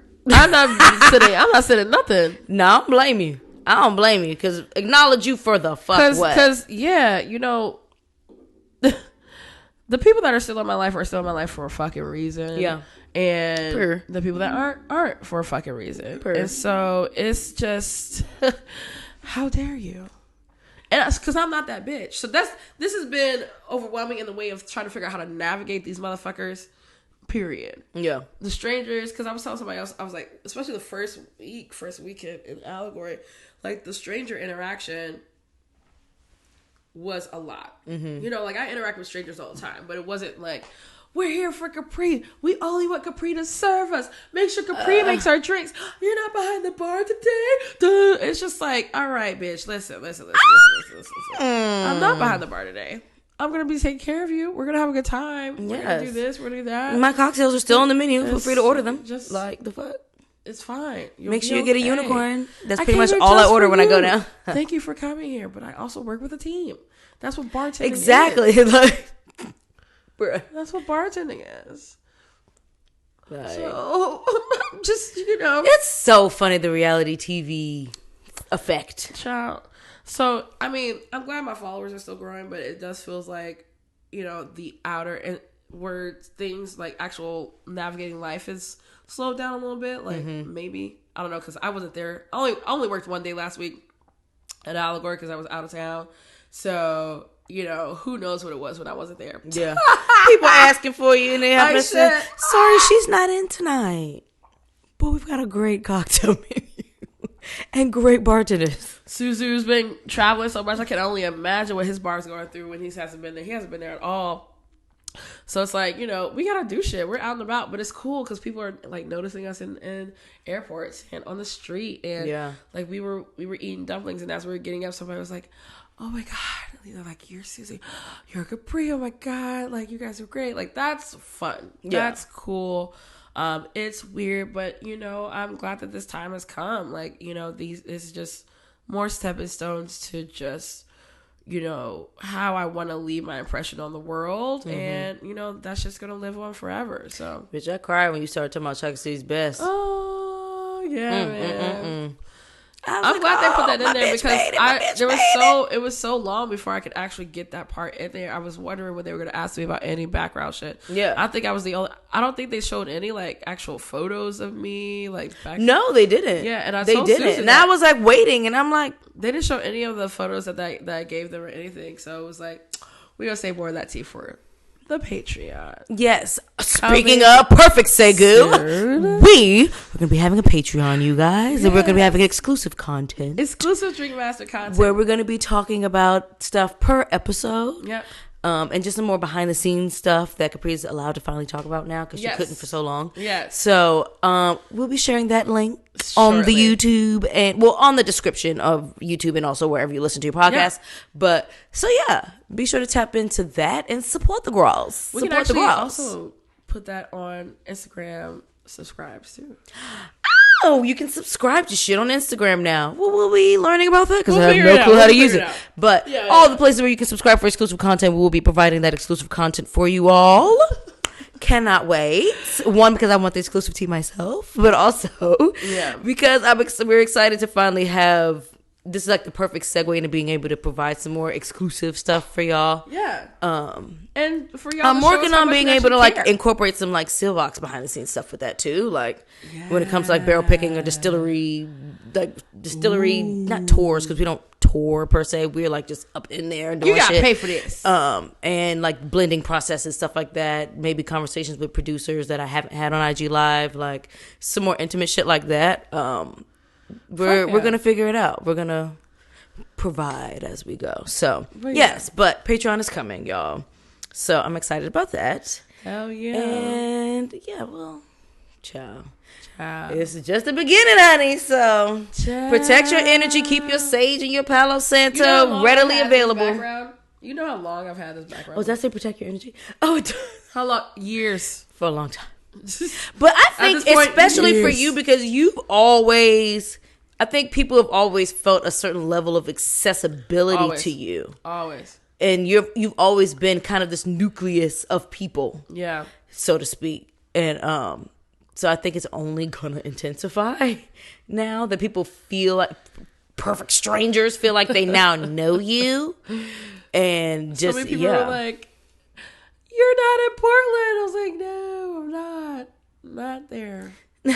No, I'm not going on this world tour of cocktail making. Portland Cocktail Week. No, I'm going to go to Portland when it's not a thing. When it's not a thing. And like, to be honest with you, I was even talking about Tails. Like, I love Tails. I want to be there. But like, last year it was a lot of pulling. It was a lot of pulling, a lot of things. What else? Because you made that big ass group chat. Yeah, I didn't. And you were the nucleus of that big ass group chat. I didn't really understand at the time what I was doing.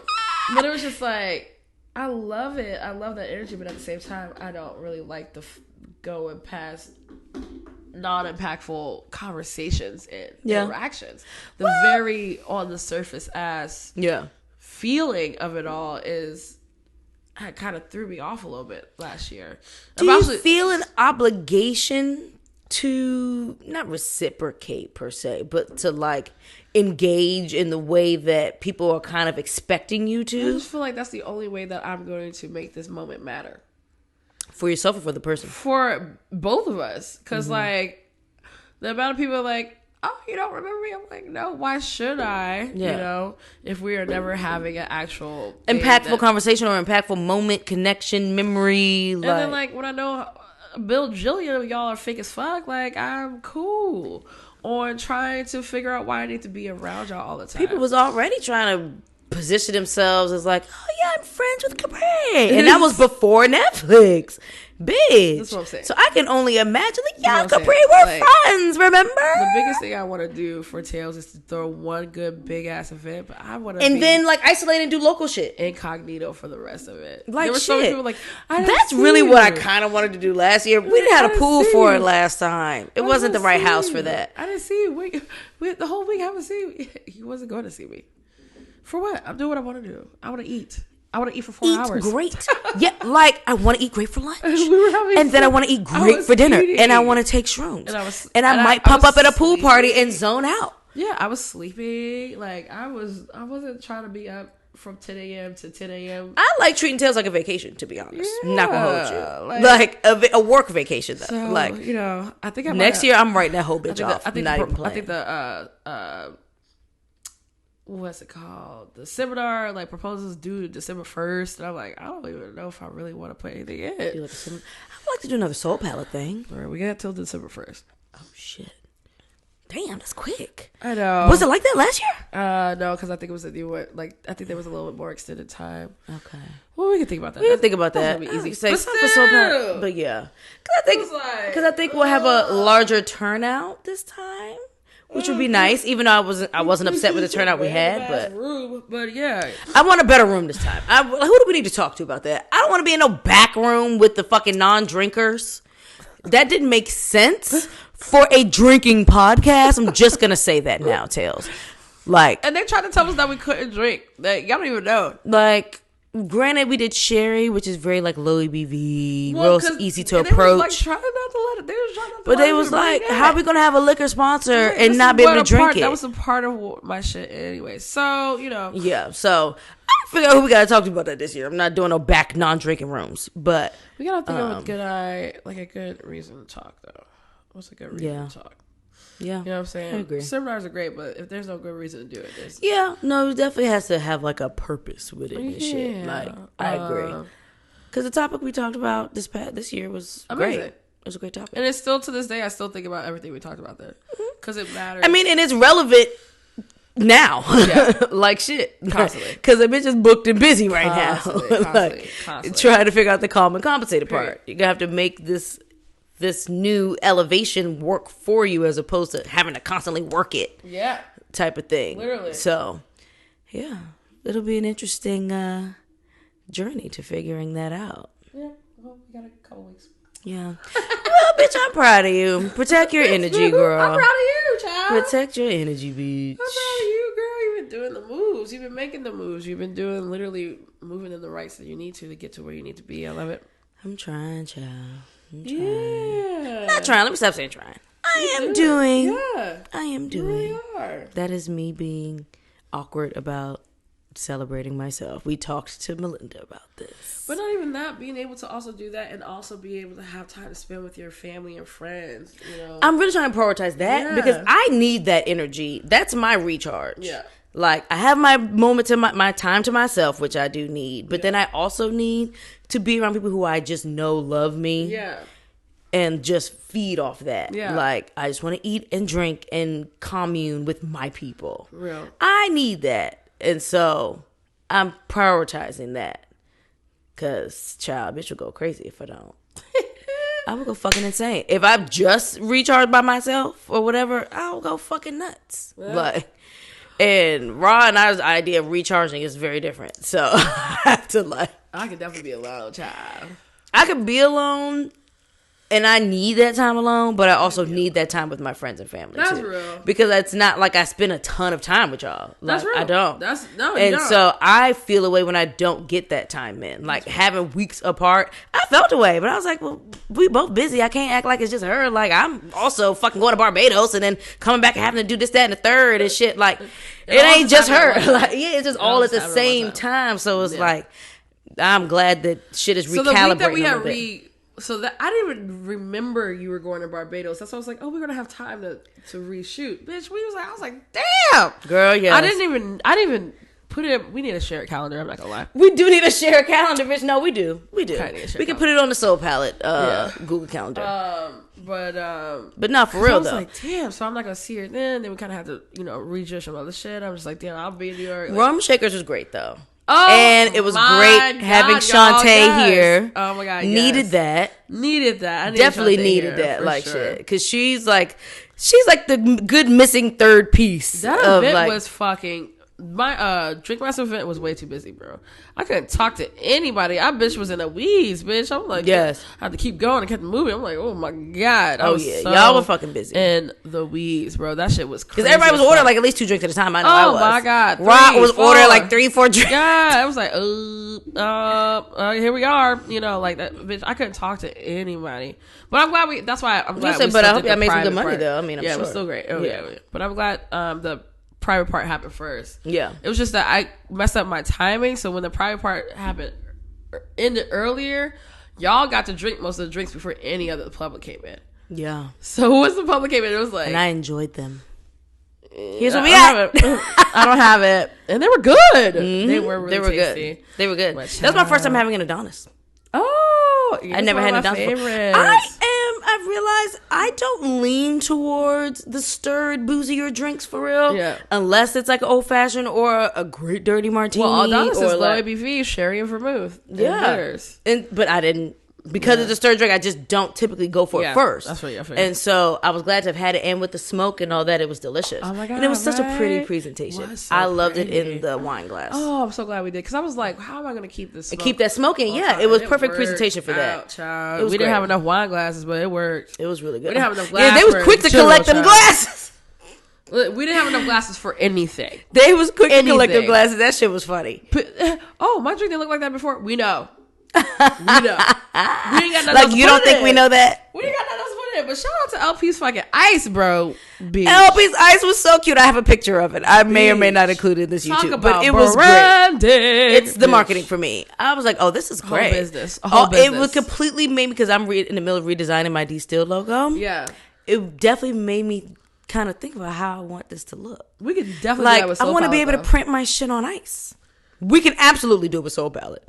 But now I'm thinking about distilled. Like tasting events. Oh, girl, there's so much we can do. There's so much we can do. What I say, in terms of touring with this podcast, we can tour through distilleries. Ready to go. Period. I'm thinking about touring to different distilleries and recording. Period. Fuck worrying about people sitting in that shit. I want to sit in your distillery, pull your weirdest shit out of a barrel, sit it in front of us. I want to get weird with it. Let's just write up that proposal now. Absolutely. We're going to do that. Because apparently I'm so connected, y'all. So I'm about to see how connected I am. Let's test this theory. In that case, we both connected. Like shit. Be some connected bitches. Let's give it episode title. Connected bitches. A couple of connected bitches. What's the third sip? What are we on? Girl, third sip. We are going into Hill Rock now, y'all. Where's Hill Rock out of? Are y'all out of Kentucky? Damn! Y'all hear that table? Oh shit! Sorry. No. Sorry. No. I'm just saying, it's a big ass bottle. That's all I'm saying. That motherfucker's hefty, bitch. Jesus. Oh, they're out of New York. Sound like a motherfucker. Oh, Hudson Valley, New York. Okay, I used to love. Let me see this bottle. The Hudson brand. Crazy as fuck. This bitch is heavy, bitch. Let a bitch try me one day when I got one in my hand. Oh, I'm clocking you. Oh, you stupid! Oh my god. Let me get this a good back aim with that motherfucker. It's not a game. So. You said, oh, yeah. Mm-hmm. Rest in peace. Yes, rest in peace to him. He does a mean juice. I tell you that. I'm still holding on to that ragged branch. He is definitely one of the legends in creating whiskey. I mean, crafting whiskey. Yeah. And he's one of those palates that I respect of the people I never met. Yes, these are some, we just got these picks in. Hence why I got to get tasting notes on them because they're about to go out for sale. You said the years already. So that one is, that's the rye. We're not at the rye yet. But, I don't know. Huh. I don't know when he passed, actually. Rest in peace to that man. That actually doesn't surprise. Wow. Yeah. That doesn't surprise me. So we're starting with some Solera aged bourbon here and finished in cognac cask. Bitch. You did some shit while y'all were here. Hey, there's a lot of legends that seem to have that to them. They just have that thing about them. So we are starting with the Hill Rock Solera aged bourbon, finishing a cognac cask. I love Solera aged whiskey. Yeah, so get the people's hip and remind them of Solera aging in that process, please. Solera aging is a process of aging and blending at the same time. You usually find it in Spanish Solera systems when it comes to sherry. You also find them in a few styles of rum. And what's happening is you have these. Let's say we have a 4x4. I'm trying to visualize of barrels. So across 4 rows, I guess columns down, rows down. 4 columns, 4 rows down. The juice that's in the top is your newest juice, right? So you distill, you get it, you put it in a barrel, you let it sit. Then you just take half of that and you put it into the next barrel. Take half of that, put it into the next row. Half of that to the next row. So when the new spirit goes back into the top, it's going into the top and it's mixing in with what's already still in there, right? And then you take half of that, put it into the next one, still mixing with what's already in there. Take half of that, still go into the next one, still mixing what's already in there, and so on and so forth. So when you get to the bottom, you take that off, and then you put it in a big vat, you let it rest, and then you bottle it. So what's happening here is that no matter what, from that first row all the way down to the 4th row, whatever was in there first, no matter how long ago it was, is still technically in there. Mm-hmm. And what's so cool about nature and barrels is that each barrel tastes different. No matter if it's sitting right next to it, it will always taste different because that's just Mother Earth and nature. So what happens when you put that new juice into this barrel, the juice that's already in there is like, this is the party here. This is how we move. Welcome to this barrel, bitch. This is what we taste like. And then when some of us like, okay, bye. You go to your next barrel, it's like, oh, well, this is how this party grew. It's almost like we like to look mean and green.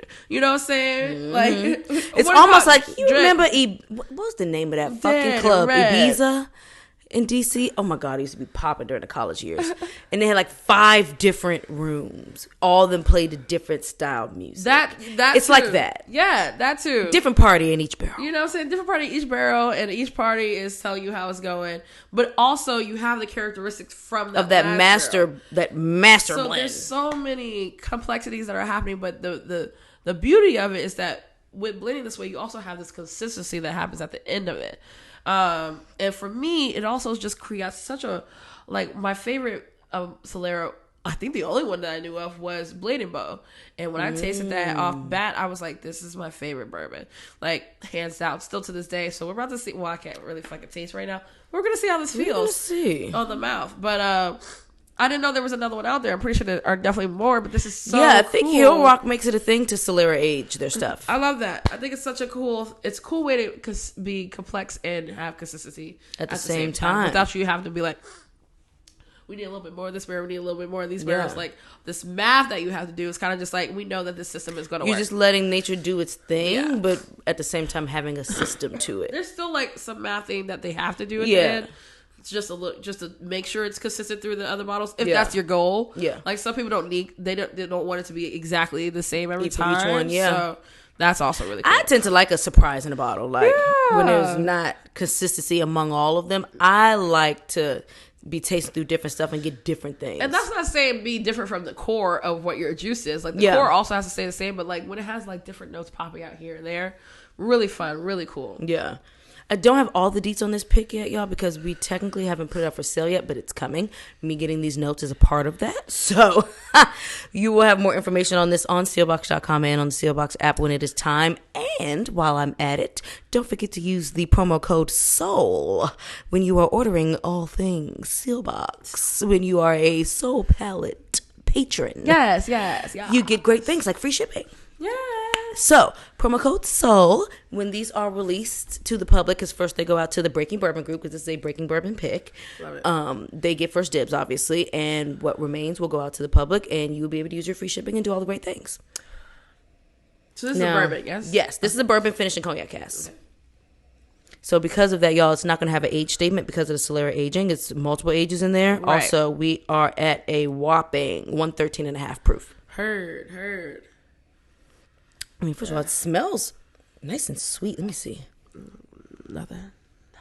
I'm getting sweet, but I'm also getting like forest. I know. Oh, pre. Like on the sweet side, I'm getting like raw honey. Yeah. And then I'm getting like forestation. I'm getting trees. I'm getting dirt. Nice. I'm getting like the leaves. That's interesting. I get a little bit of something else that's like sweet, and it's not honey. It's not chocolate.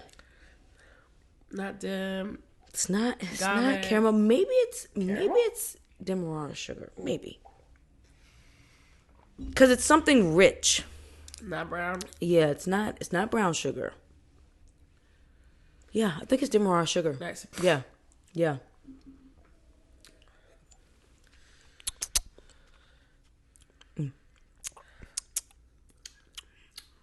Ooh, that heat is there, baby. That heat kind of smacks me in the throat first. I'm feeling it in the middle back of my palate first. Yeah. I'm going to go ahead and start with a couple drops. I'm actually do 6 drops this time. Just careful drop. Thank you. Ooh, that looks like a pretty invite. Where are we going? I know. You're going to be in the cabin. It's this Sunday. What's that, your Friendsgiving Wait, thing? no.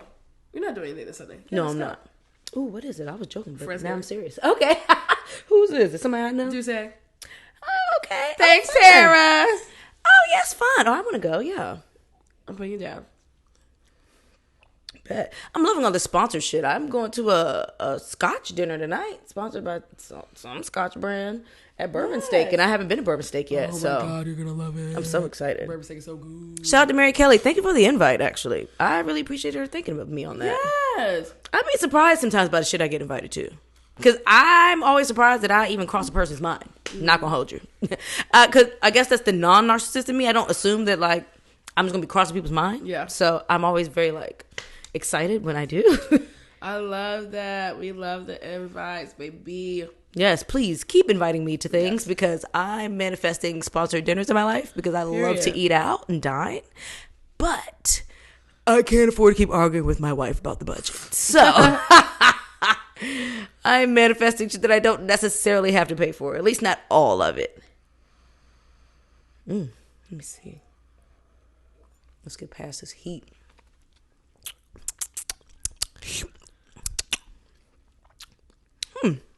Really peppery.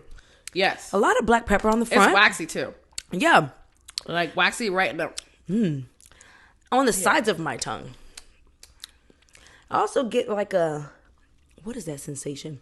As if... Like, okay, it tastes nothing like vinegar, y'all. But I get the sensation on the sides of my tongue similar to if I had something vinegary. Yeah. Nope, you're correct. 100% correct. Mm-hmm. There's also some kind of nummingness. Mm-hmm. Almost Szechuan numbing underneath my tongue, which is weird. Never had a sensation. That is interesting. That is interesting. We love it. We love to see. We do love it. Ooh, yum. Child. Wow. Okay. Now on the tip of my tongue, I get chocolate. Okay. Wow. It literally was like as if the flavors kind of cascaded down from peppery from the back of my tongue, traveled its way down to the front of my tongue and gave me chocolate. That is interesting. Is there red fruits going on? Let me see. Like when I blew my nose, I got a little red fruit of some sort. Or purple. Maybe purple. Child, try to taste however we can, honey. Yeah. Try to taste however we can. This is how committed we are. Happening when WST was happening, because I would have just. Oh, that would have been tragic, especially during the tasting portion. Child, oh my God, honey. I feel like there's some sort of fruit fighting for attention here. I'm not sure if it's a grape or if it's like plum skin or something. Like, okay, but it's something dark. Yes. It's definitely there. It's just fighting. It's like fighting to be heard. Yeah, when I blew my nose, that's what was residual in my mouth. Yeah. Because it's almost like it's kind of happening in the finish, but it's still really faint. Like it's not It's just not one of those things that's going to punch you in the mouth. So D got pop art nails, y'all. I've been obsessing over these. I have gotten so many compliments over my nails since I got them done. Shout out to Maya. She's great. I've been obsessing over pop art nails. Oh my god! Now I want to do another pop up design like on my nails. I'm just going to change the color. Art, yeah. So I've been seeing a what's the word I'm looking for when it is different colors, gradual color. Oh, ombre? No, like each gradients of color. Gradient. Yeah, pretty. Yes. Ooh, yes. I have been now saving because I finally have a nail person I can go to who's excited about different designs and stuff. Yes. And whose prices are worth it. So this is my new nail girl.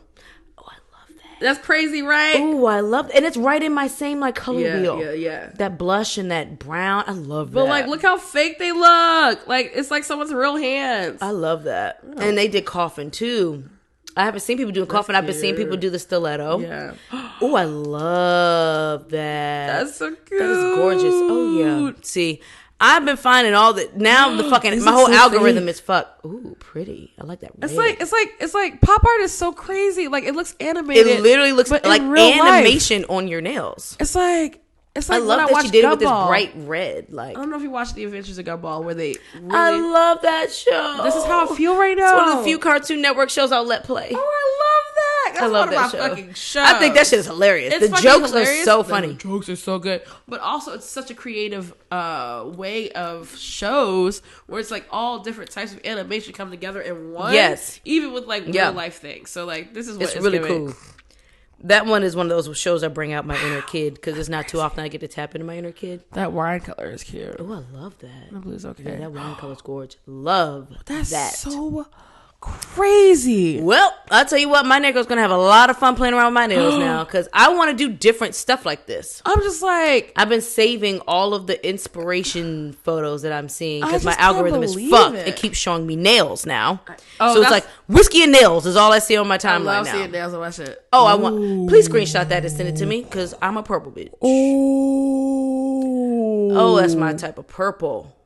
Oh, that is bright as fuck, y'all. Pop art nails. Wow. Oh, great. That's a little weird. Like, I don't really get into like trends and stuff. Like, I didn't know this was a thing until Shantae called out my nails on Instagram. It was like, oh yes, pop art. And then Mo Peacock was like, oh yes, pop art. And I was like, oh okay, I guess it's called pop art. She came to pop art, and I was like, princess, pop art. Exactly. And I was like, I got pop art.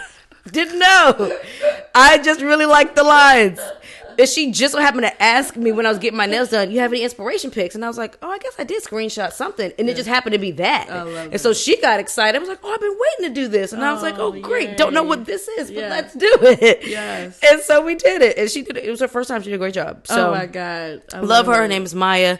I actually got recommended to her through Vanessa, who works for Prestige. Yes. That's the person I want to go to. That's her girl. Right? It's her girl, yeah. Yep. She does a great job. I sent my mother to her. My mother loves her, so now I know she does a good job. Because my mother is so hard to please with nails. So, like, I haven't got my nails in a while, but as soon as I told her to watch Drink Masters, so I think she already watched it. She was talking about it with Vanessa, so yeah, I actually know she watched it. Oh, nice. Yeah, so Vanessa, because Vanessa came to an event and Power and Diner did one time, and her nails were like, I said, bitch. Her nails are always cute. I said, bitch, what? Shout out to her. Her birthday was last week. Shout out to her. And then she told me the pricing. I was like, bitch.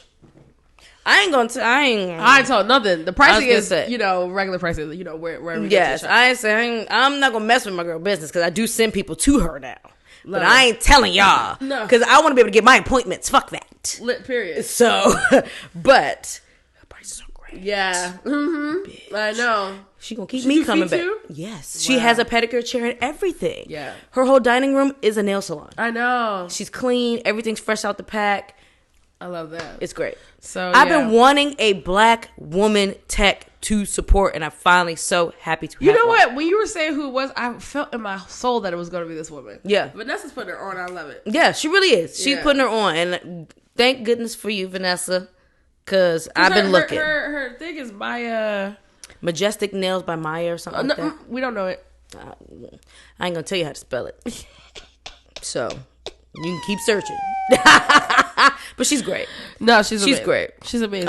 And she puts an emphasis on clean practices. Like, apparently on her TikTok, she like debunks a lot of these things that happen in like your regular old nail salons. Right. that really can be harmful or are harmful to your nails and stuff like that. So shout out to her. Yeah, I followed her actually. I'm pretty sure I followed her back at we'll figure it out later. Yes. But she's fab. Pop art nails are a thing, and I'm actually into it. It's one of those few trends I'm actually really enjoying. Yeah. Because I like animation. This like whole vibe is like really right? cool. It's so nice. Ooh, yes. Sorry, we're looking at a video, y'all. Yeah, y'all. But it's so cool, and it's so simple. It's really so simple. That's so crazy. It's gorgeous. I love it. So I'm probably going to do a couple rounds of different designs in that whole pop art realm because I think it's really cool. So cool and beautiful. And I'm excited to have my nails long for right now. So I enjoy having my nails long. Oh, nails always play on my shit. I love that. I have that saved. That is so my very vibe. Christmassy. And I would actually consider doing the stiletto shape for the almond. It's more almond than stiletto. Almond. I like the almond. It's cute. Like when I want my nails relatively short. That's your animal print. All of it. Because someone put like Leo or something like that on it. And I was like, it's giving very Leo. Yeah. So I love it. Very holiday. It's very elegant. Yeah, it's giving making the rounds at the holiday parties and like, but also going to work events and wanting to keep it kind of. I love seeing nails. Me and Princess are always like, if we don't have nothing to talk about, we would be like, bitch, did you see these? Did you see these? Did you see these? I mean, me and Princess always got something to talk about, but like nails is definitely a topic, bitch. We love it. We both haven't had our nails done in so long. Well, girl, yes, go to her. Yeah, she's great. I will, especially for the price point. She's fabulous. I love it. Okay, so with it or not, girl, I'm gonna let you lead this one, honey. I'm gonna let you lead on this one. There's a lot happening in the world, y'all. I'm pretty sure episodes ago we brought up trans race. Yes, we did. We've talked about so much. This that same bitch. So it's the same bitch. That's the same bitch. Oh my word. Okay. So Ollie, London, Ollie, London, something like that. Somebody, child. You know what? I got the audio up. I was gonna say I got the audio up. We're just gonna let y'all listen. Comic book reader and a superhero fanatic, but I've never heard of a redemption arc like that of Ollie London. This real-life villain here had 18 surgeries. 18 surgeries to identify as Korean. And it just kept getting worse. His tweet here, he says, "This is my new official flag for being a non-binary person who identifies as Korean. Thank you for the overwhelming support. For those who work so hard for me to come out as them, they, Korean." Imagine. And then Ollie London says, "I rejected my trans identity to follow Jesus, and now I want to be baptized." I'm not sure if Ollie found a light or Ollie just started identifying as Dolly Parton. I'm kidding, but you get the idea. It's unfathomable. But anyways, it keeps going. It keeps going. And the last but not least part of the story, of the arc, should I say, Ollie London decides to go full Republican and appear on Fox News and as a detransitioned Korean Republican woman, speaking out against all things liberal, essentially, and saying that they need to stop normalizing harmful teachings in classrooms against, basically, to our kids. And I just think it's interesting that after everything Ollie has put us through, all the stages, he just decides to go on quarantine himself inside Christianity. But it's not shocking, is it? Because Christianity has been used to quarantine a lot of the most ridiculous aspects of these real-life villains. You know, dictators, many people just run to the church. It will be fine. Yeah. So the flag that they show is Ollie posted the Korean flag in rainbow.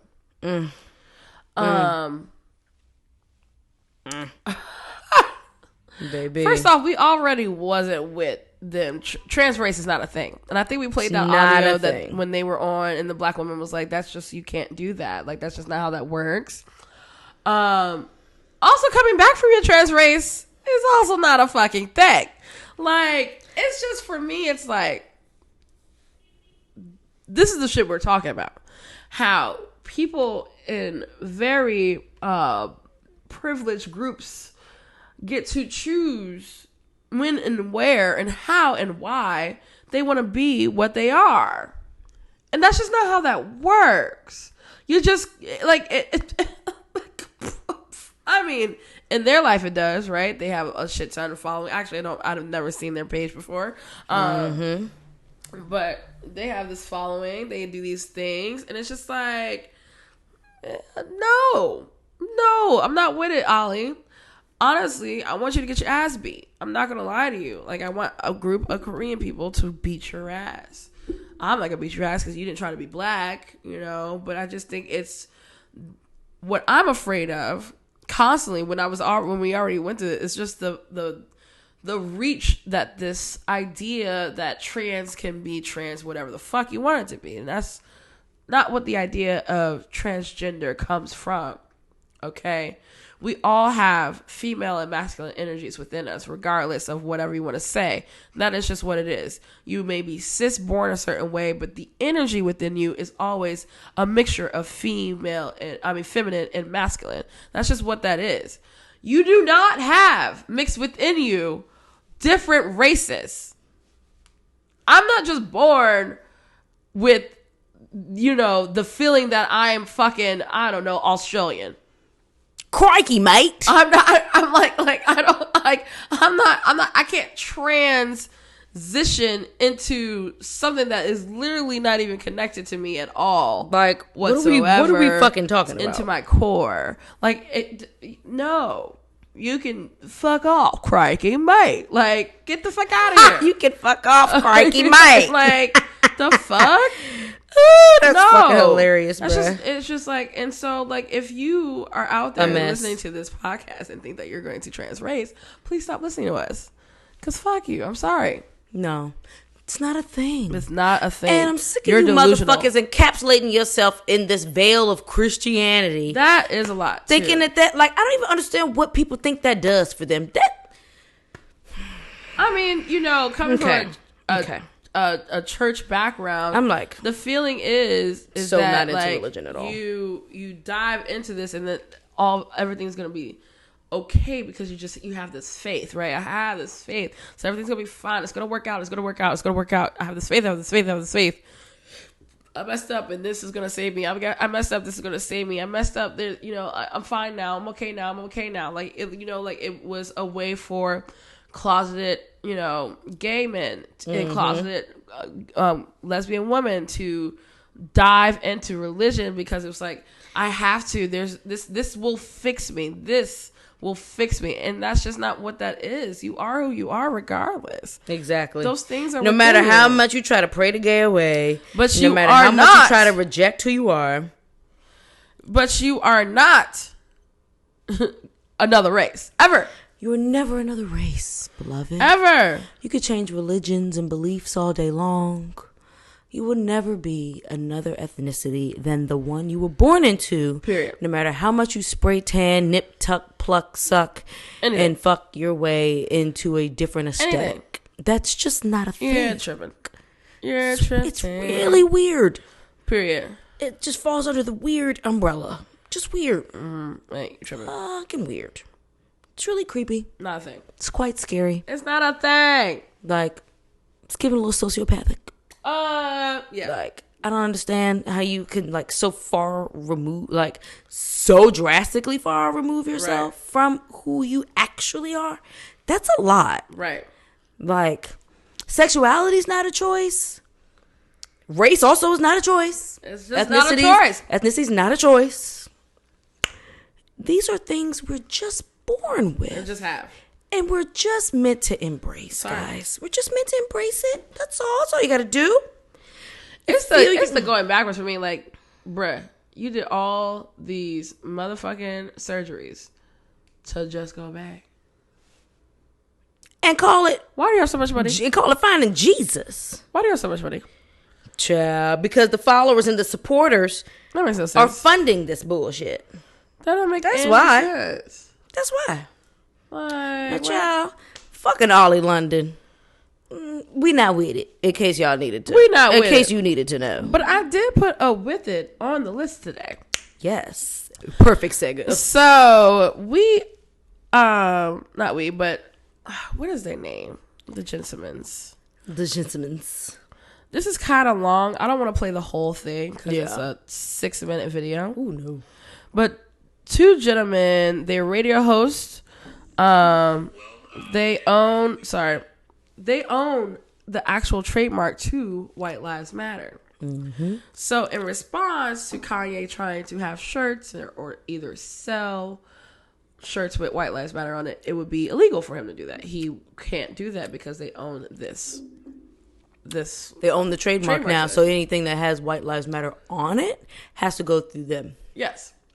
And pretty much they go on CNN and they're like, well, why do you all own it? Supposedly it was anonymously given to them. Like someone else bought it for them in their name or something like that. Oh. I wonder why they picked them. Me too, also. Interesting. Very interesting. But maybe they feel like they do the right thing with it. Yeah, and they did. They don't want to do anything. They don't want anything to happen with it at all. They want to kibosh that whole thing. That's literally it. And, kibosh the branding of it. Like, at the end of the day, y'all, nobody needs a speech on the fact that we all know white lives have always mattered in this country. It's just not necessary. On the globe, really. Let me not say this country. We know that as far as humanity on this globe is concerned, white lives tend to matter first and foremost. Period. We don't need a shirt that says it. That is the black and white, no pun intended, of it all. Period. It's not nuanced. There's no need to deep dive and have any dissertations and monologue, dialogue, trialogues about it. There's no discussion threads and Reddit feeds that need to happen around whether or not we know and needed to be stated in writing or otherwise that white lives matter. Trust, we get it. We get it. And so while I did hear Kanye's reason for doing it, it's not enough. It's not good enough for me. It's not good enough. I understand you were taking it as like mocking the whole Black Lives Matter thing and white people wearing Black Lives Matter shirts and all that. And, oh, you're not doing me a favor. Let me do you the favor. No. It's a very selfish, self-centered, narcissistic, I'm in my world, the impact that I have on the world doesn't matter. Meanwhile, I'm continuing to make impacts on the world kind of way to look at things. And that's the part I can't get with. Right. Because if you would just, regular ass, don't nobody know you still in pink fucking polos down the street with a backpack, Kanye West. Okay, fine. Wear what you want to wear. But no, fool. There are millions of people who still feel like what you say matters. Period. And there are still people who feel like they are affected by the things that you say and do on a personal level. So the fact that that part of it doesn't matter to you at all is the part where I'm like, give me a fucking break. Like, Can we please just not give Ye a spotlight anymore? Like, just take it out. Because I'm not anti-Ye. Like, I'm not. I'm just like, I understand some of... not some of what he does. I don't understand what he does. I understand the why behind why he does certain things. Like, I understand the making yourself polarizing enough to be dropped from your contract so that you don't have to drop yourself from them, so that you don't foot the bill for getting dropped from the contracts and stuff. Like, I get that. I don't get why you have to, like, attack the Jews and make really dangerous statements like George Floyd died from fentanyl overdose, and like just saying wild shit like that in order to do it, I don't agree with. I feel like there are ways to get released from a contract that don't require you to re-traumatize entire groups of people. Period. Like, it's just not necessary. No. I understand that he is a psychotic Gemini and that there's not a lot of logic to a lot of the shit y'all do. No Sade, but all Sade, because I can count on one finger how many Geminis I actually fuck with on a personal level. So shout out to Mimi, hey girl, the one. So it's a lot. So I'm happy that they own that. Back to the point, I'm happy they own the trademark. Yes, that's it. I'm happy that no one can do anything with it. And yeah, I'm just very happy about that. Are you going to play a little snippet of their reasoning? I was trying to wait till they got to the point, but then I left the video. Yeah, because it is like a long video. It's a long video. Let's see if we can at least try to fast forward to the part where they like say their why. Let me get to it. Because it was, I mean, they made... It was a great... I mean, the whole it's video a great is really why. great. Black Lives Matter, particularly after the death of Trayvon Martin. And so, again, these other matter terms and phrases have rose up in opposition to that, to weaken the message, to dilute the movement. And Speaking about Black Lives Matter. Just be contradictory in nature, to give other people talking points in a conversation when the phrase was originally intended to affirm our lives, having value. And so, again, being at the helm of something like this, being able to be the decider, feels very important. It's among the heaviest things that we've had to do as radio hosts of a a social justice radio show, that we do because we believe in the greater good of all people. We believe that we can come together across cultural lines, racial lines, tribal lines, and have conversations and really grow. That's at the heart of everything we're trying to do. And we believe that the maneuver that or rather the position that we've taken, will yield the most good for the most people. That's our hope, and we're going to do our best to do right by everyone. And so, Quentin, very quickly, that picture that you painted of, how sort of off-putting it was, what's your message to Kanye West, or Ye, as he goes by, and Candace Owens, who were the ones who wore those T-shirts so publicly? I'm actually glad you asked that question, because a lot of people who see the headline in the picture assume that we have some personal beef or problem with Kanye West or Ye, and we don't, right? We just don't like the hurt that comes from that message, whether it be intentional or not, and we're just trying to limit as much as we can the amount of people that have to relive trauma or be triggered or feel pain from a message that had such negative intentions. Mm-hmm. Period. It's giving big purr. Yeah, listen, like, what the fuck? Shout out to Roller Ray. Like, yeah. Nah, but I mean, they said it perfectly. Yeah. And you know what I love? It doesn't matter how upset we are with a motherfucker. It don't matter what we feel about them personally. They always gonna respect the fact that that man legally changed his name to Ye. Yeah, that's so what I love. I love black people so much because we all catch ourselves. He changed his name to Ye. It is no longer Kanye West. And we give it the respect, even if we don't respect what he's doing in a moment. Right. And that's what I just love about us as a people. It's just the nuances of our culture. Yeah. And the emphasis on respecting a person's name, whether it was their given name or their chosen name. Yeah. I love that. We got to do it. You got to. Because you can respect my name, goddammit. Why does it get so hard to find people on Instagram? Because Instagram be shadow banning people. Are they black? That's my friend. I'm pretty sure I know his Instagram. Could they possibly have changed their name? Oh, maybe. I guess. I was trying to find the video. Damn. The person that got married. Ooh, okay. While you look for that, I'm going to give a little tidbit about our fourth sip. Okay, let's get to it. So our fourth sip, we're still in Hill Rock, y'all, coming out of Hudson Valley, New York. This is another Solera aged bourbon. This is a Sauternes cask finish, though.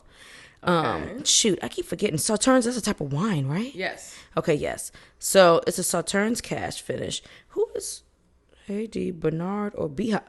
B-Hop! Sorry, that's so random. I got the most random text, y'all. Anyway, I'll get to that later. Wow. Was someone from high school just told my friend Sonia to tell me hi. I found it. Wow. So, yes, we're going to be doing Hill Rock Sauternes finish bourbon, 114.7 proof. Okay. Wow, that was random. Also another breaking bourbon pick. Heard. And so, yes, go ahead. And then we'll get into taste. Okay. Ooh, what the hell? Do you know this person? Your mother put me on to this person. Okay. Hey, bro. Your mother put me on to this person, bro. They're married? Okay, Shamar got engaged, y'all. Hey, yes. I've seen this person before online. I had no clue who they were. So my friends do they go by them? Do they go by... Never mind. I'm not going to get into the nuances of that. Never mind. My friend go, bitch, I get the fuck up. Life is not playing fair at all for me.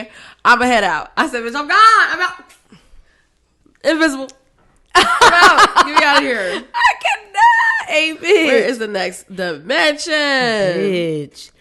People are finding love, but see, no, you're looking at it wrong. You're looking at it wrong. See, this is why I still advocate for you to find love. Because these motherfuckers found each other. Right, your mother is the one that put me on the Shamar. Like, shit. Like, if Shamar could find love, Who is to say you can't? Right. Your person, your chef is waiting somewhere in the weeds right now, prepping. Yeah. Girl, I'm telling you, it probably ain't gonna be in DC though.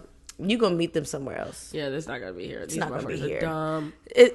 Dumb. All focused on networking too much. Focused on a look. Focused on an image. Childish. Don't want to figure out how to communicate. Don't know how to communicate. Don't even want to try. Like, did I tell you about Jay? I'm gonna say his name. Fuck that shit. No, you haven't. But we gonna off mic it. Cause bitch, I ain't gotta be nowhere for 2 hours. Okay, Chuck. Well, we've been wrapping y'all up. Time. We have been wrapping y'all up. Okay.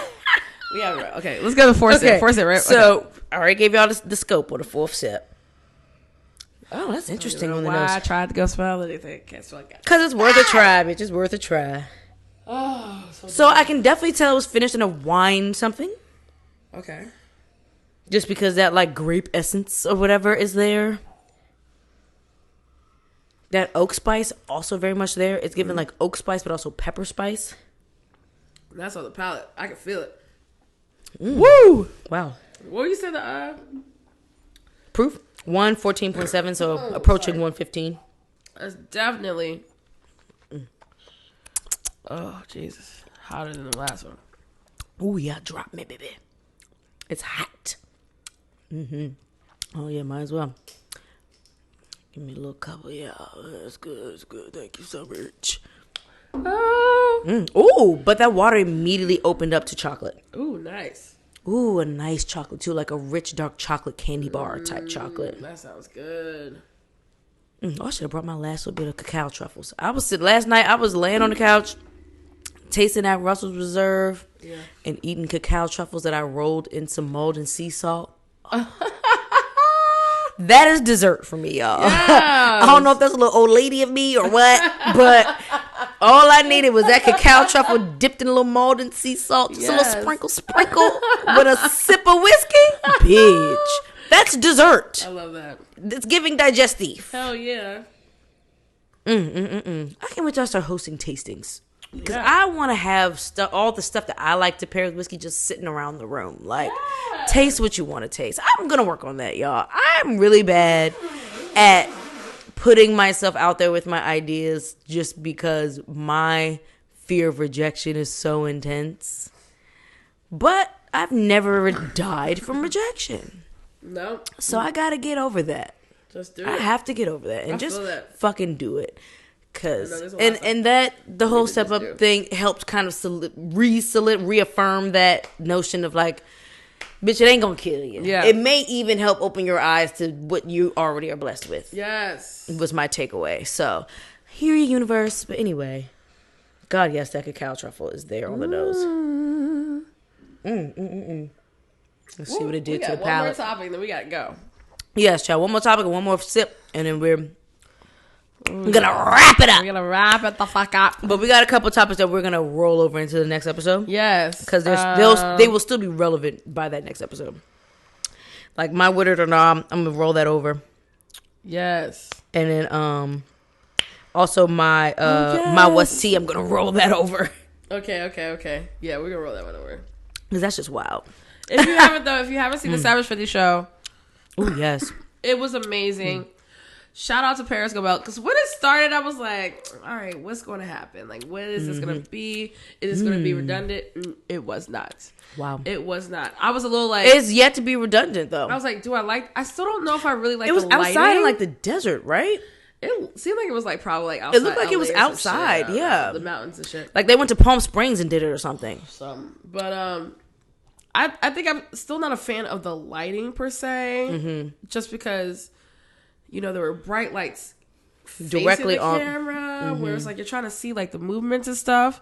But I think they liked that they did that, and then they was still like close up on the lingerie, like and so you could see like the details and the fabric on the lingerie and also on the people. On the people, too. I love the focus on the different walks of life. Yeah, I agree. I love that combination with the choices of celebrity. Yeah, I agree. I thought it was cute seeing Johnny Depp. Johnny Depp was hilarious. I thought it was cute seeing Damson Idris. Burna Boy. Yeah. I want He to performed, right? Yeah, I want to see. I want to hear. He's a great artist, though. He was a great artist. really into it. Like seeing him sing his music, really was like, damn. Let me get He felt into it it. because he was feeling it. He felt it. He was really feeling it. But child, there were so many fine motherfuckers in that show. I said, Oh, yeah. The Winston Duke, I think is his name. He looked good in his stuff. Child, I don't know the names of people. That's but- M'Baku. Okay, child. Oh my god, when he came out, I was like, M'Baku. Also, the guy from The Shy. The That when he Shy. was laying down, they was all up in his face. I said, "Who could?" But they do a little piece to Janet's. Yes. Touch me. And I can't tell you the words right now. So they, because now Savage 50 has their active wear out now. Yes, the sport. So the dance was not only a choreographed piece, but also showed yoga moves within the whole choreography. I love that for part. that shit. Oh, I love that part. them motherfuckers Me was and my mother was in there drunk and flexible, shit child. going off at the scream. Was in it, yes, it was after a drunk ass night. No, this was right after we went to Mastro's, which I was going to talk about where we eating. Yeah. But we was in the drunk and shit. She was actually preparing to go home, but I had just turned it on, so she's standing up watching the joint with me, drunk and shit. That shit It was such a great show. Good. Such a great show. And I dropped like the ending piece. I was like this. Yes, the way, and I was like, oh my god, it's done already. It was done. It was just done. I was like, what the fuck? It was just done. They went the fuck off. Like the motherfuckers was boom. They was out here getting hyphy. I mean, like, getting hyphy. They was crumping. Yes. And shit. Like, bitch, I always want to. And then it's just over. I was like, oh hell. The energy Why do you was do this to me? So this is what I love. So I've been watching Paris Go Bell. I've been watching Royal Request Dance Crew. I've been watching her family, her dance family that she started for, like, at this point now, I mean, shit, maybe 5-7 years. But like there's a energy to her movement that's always been the same. It's such a, like, their heartbeat is beating out of their chest almost. All of their body, the faces, the like hit this as hard as you possibly can. This ain't no like lax ass shit. Like, hit this shit as hard as you possibly can. It's not giving keep it cute. It's not giving, and it never is. And then like the beats that she picks up to move to also drives me like happily insane. Where it's like, I would have never thought to like transition to move to the beat that I wasn't even paying attention to. You know what I'm saying? Like, that bitch just, and she's also catching still the telling beat a underneath story, the beat. a beat underneath the beat, telling the story with the lyrics all in one. Like, the bitch is genius. She's a genius. Yes. Shout out to you, girl. I meet you one day. Like, Paris Go And Bell shout is out amazing. to you, Rihanna. And Rihanna, baby. Yes, you Look and at Mr. Thickums. Beef Sweets. Look at Yes. Thickums. Motherhood looks great on you, girl. It does. I like. You know what? I heard that's women from the Bahamas, when they, after they have children, they get this Barbados. Barbadian women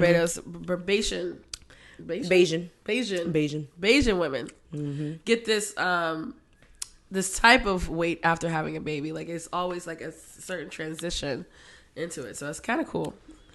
You know what me and Rod noticed when we was in Barbados? We didn't see one heavy-set person that was native to the island. Huh. Not one. Yeah. Not a one. We saw one that was little thickums behind the bar at Mount Gay's airport bar. Yeah. That was it. One. I don't know what the fuck it's about. Maybe I walk everywhere or something. I don't know. Maybe it's the heat. Y'all just keep sweating it out. I don't know. But we did not meet one person local to that island. What size are we talking? Like, I mean, because I ain't gonna tell you what size I wear. Mind your business. But, like, no one who's wearing double digits. Maybe 8, size 8 max. That's weird as fuck. Weird as fuck. That's actually really weird. Like, we started paying attention because Rob brought it to my attention, like, just more places we went to. I was like, yeah, you know what? You're right. I don't see any, like, why is everyone so skinty? And like, they can be thick in some places. Okay, yeah, it's giving curves, but it's not giving, like, overweight, or it's not even giving, like, just thick. Because I won't even say, like, I don't use the F word because I think that's so rude. Yeah. But it's none of that. Yeah. No one who I would imagine wears like a double digit in like pants or something. Like, just everyone was like thin or like fit or like sporty, like they maybe swim or they just whatever they do. Or they just happen to fucking walk. And there was a lot of people walking. There's a lot of people walking. That's where Americans were just lazy. Yeah. So these niggas, they get the cardio in. That's why they don't have no waist. Yeah. I need to get my fucking cardio in. Same. Bitch, it was a weird observation, but Rob pointed it out, and I was like, damn. You're fucking, because the whole 5 days, I was like, why don't I see you? Where are you guys? Like, do y'all know we're American because we're thicker? Yeah. 100%. 100%. I believe it. Did. Oh, I believe it. Oh, they did. And they definitely look at us like fucking fat tubs of lard. Like, and I don't even like that word, but I'm sure they called us that. Because we're thicker than them. Just off bucks.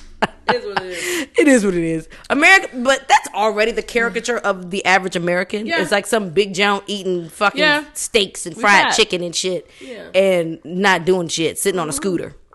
Like, it's very much given what the world looks as Americans That's as. just what that is. Okay, so where you eating? Talk to me. I went to Mastro's for the first time. Okay.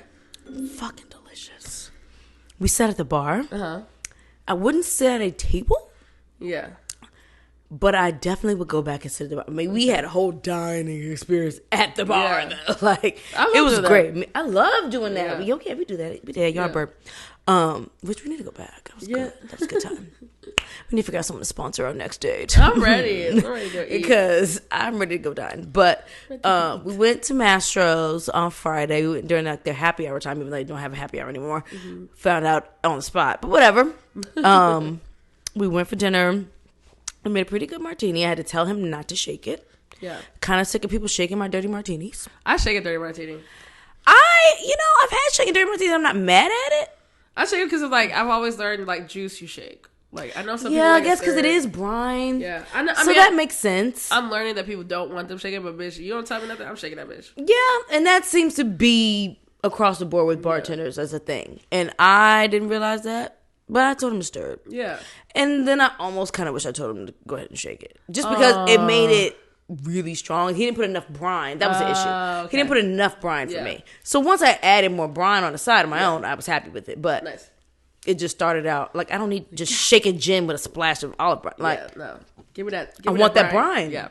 I'm a salt girl. Yeah. So, made a decent martini. But the food was really good. Nice. They have a tuna tostada. That was really nice. The little chip they had it on was like really good. Their mac and cheese was really good. I don't know what it is about me trying everybody's mac and cheese right now. You got a mac and cheese roll. I don't know if it's because my subconscious just knew I was going to be taking a break from dairy. And it's like, bitch, eat the mac and cheese. But I've been enjoying fucking mac and cheese everywhere. It was really good. What the fuck else? Oh, blackened sea bass. It was my first time trying blackened sea bass. Okay. Everybody just wants to blacken a piece of salmon all the time. Right. So it was really good. Nice. It was just overall a good experience. It was really, really good. I had to make my aviation. It was delicious. Okay. With some botanist gin. That was really good. I forgot how good botanist is, actually. Botanist is delicious. I don't really drink it unless it's at the bar and they don't have Plymouth or something else that I like more. Yeah. But, and they were out of Tanqueray 10 because that's what I wanted it with. I wanted that grapefruit, but they didn't have it anymore. But yeah, Masters was good. I'll definitely go back. The bill was a little insane, but actually, no, let me not say that. It was like $400 for 4 people.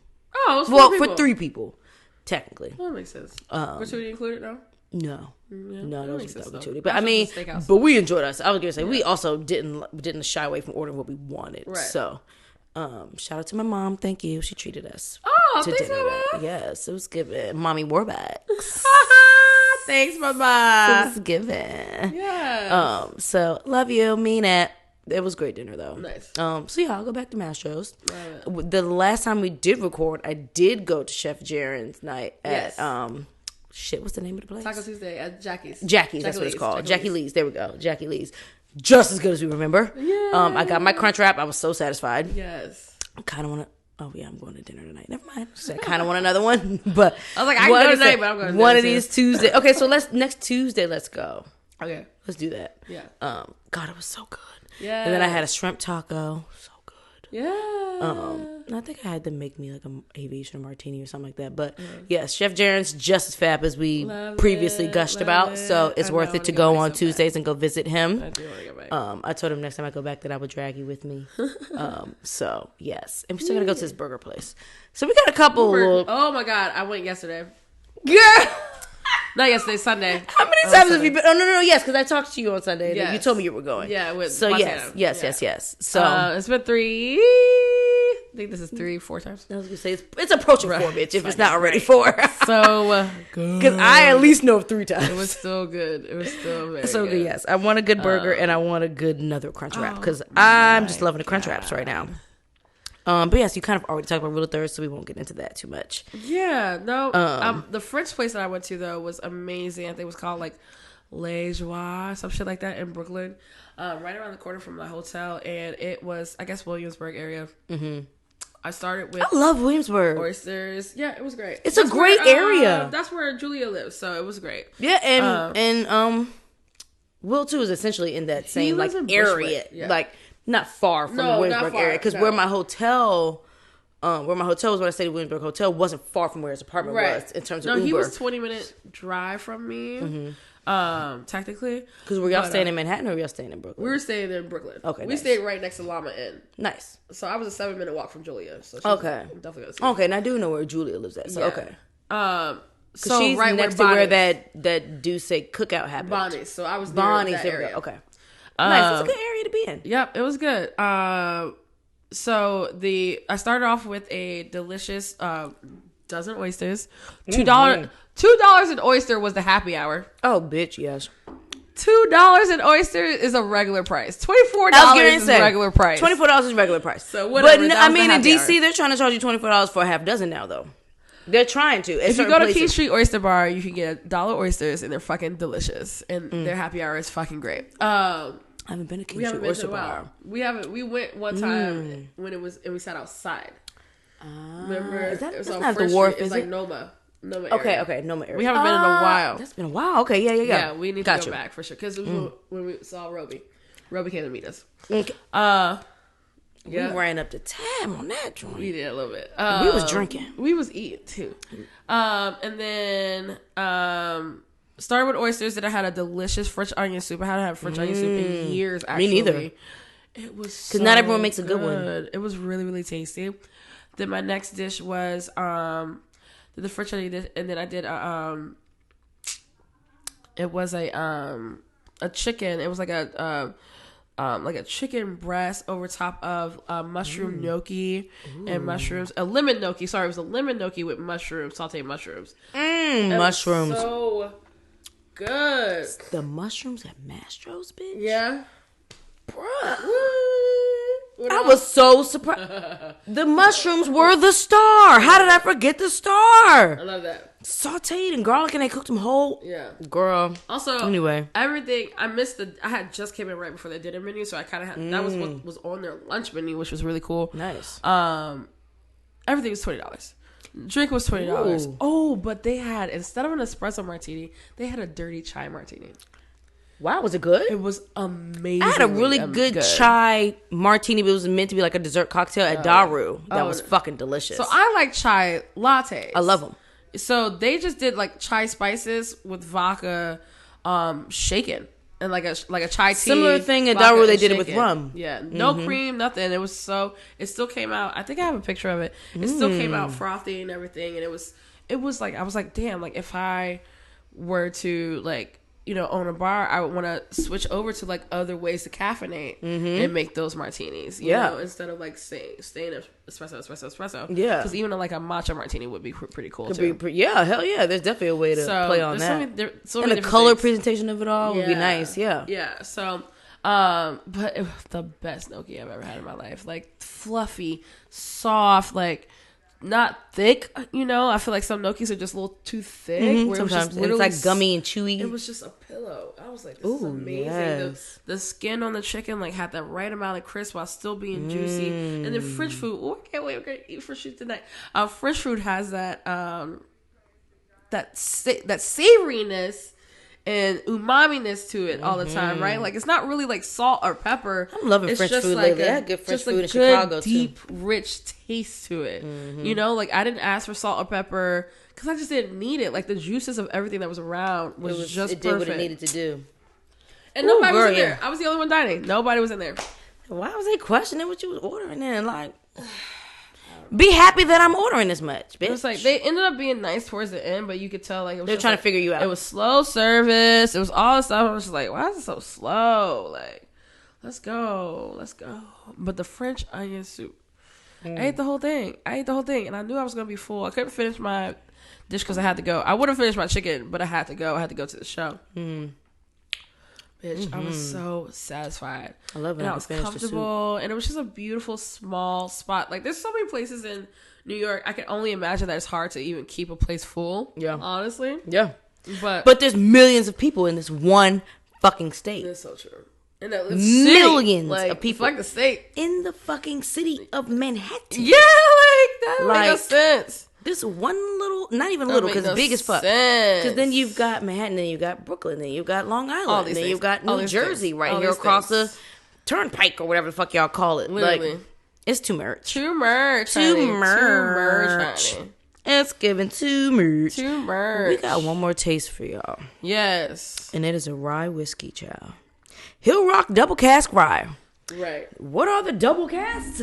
I don't know. Damn, that looks delicious. My God. So good. Damn. This was the chai martini. Ooh, yes, froth. I'm a froth girl. Coffee in it. I'm not sure. The coffee beans on top. But the fresh onion soup. Bitch.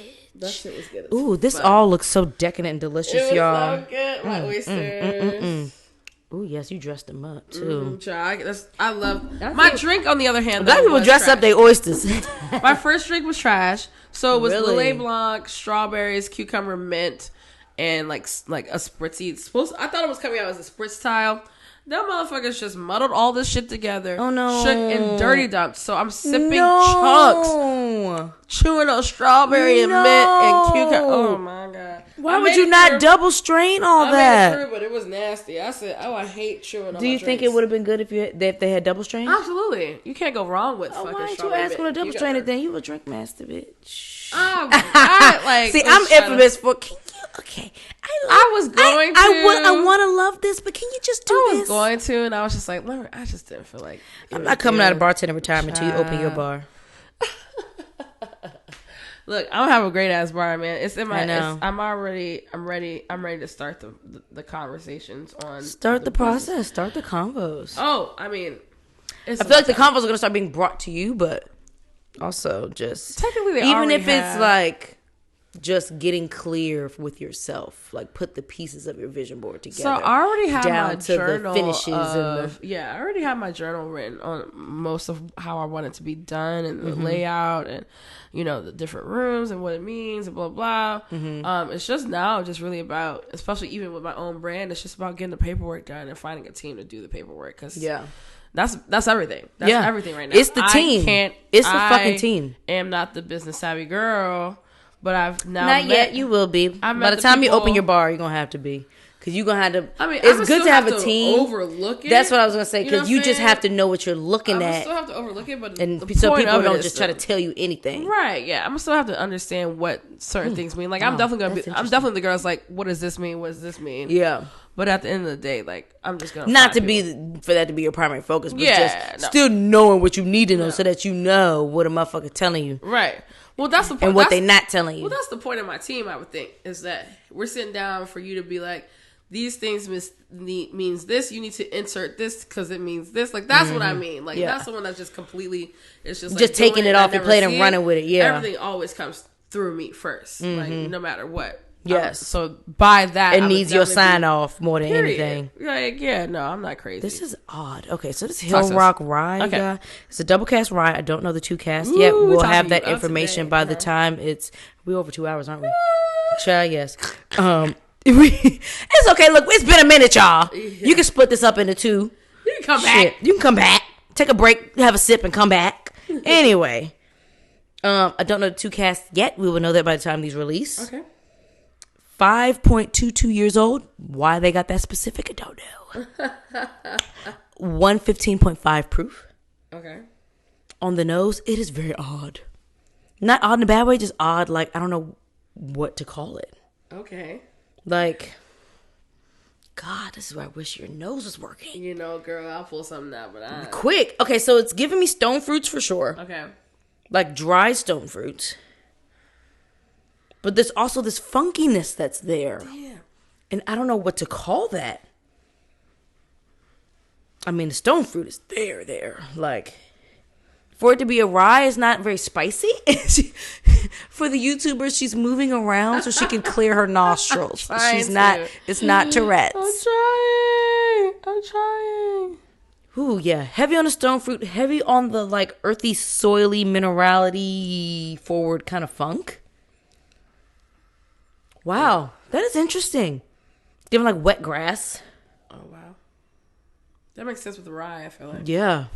Rye brings out a lot of those green notes. Wow, that's interesting. Yeah. Wet grass, soil, stone fruit, apricot, peach, but, like, dried. Perfect for a charcuterie board. Wow. Heavy on the apricot, though. Which I almost never say.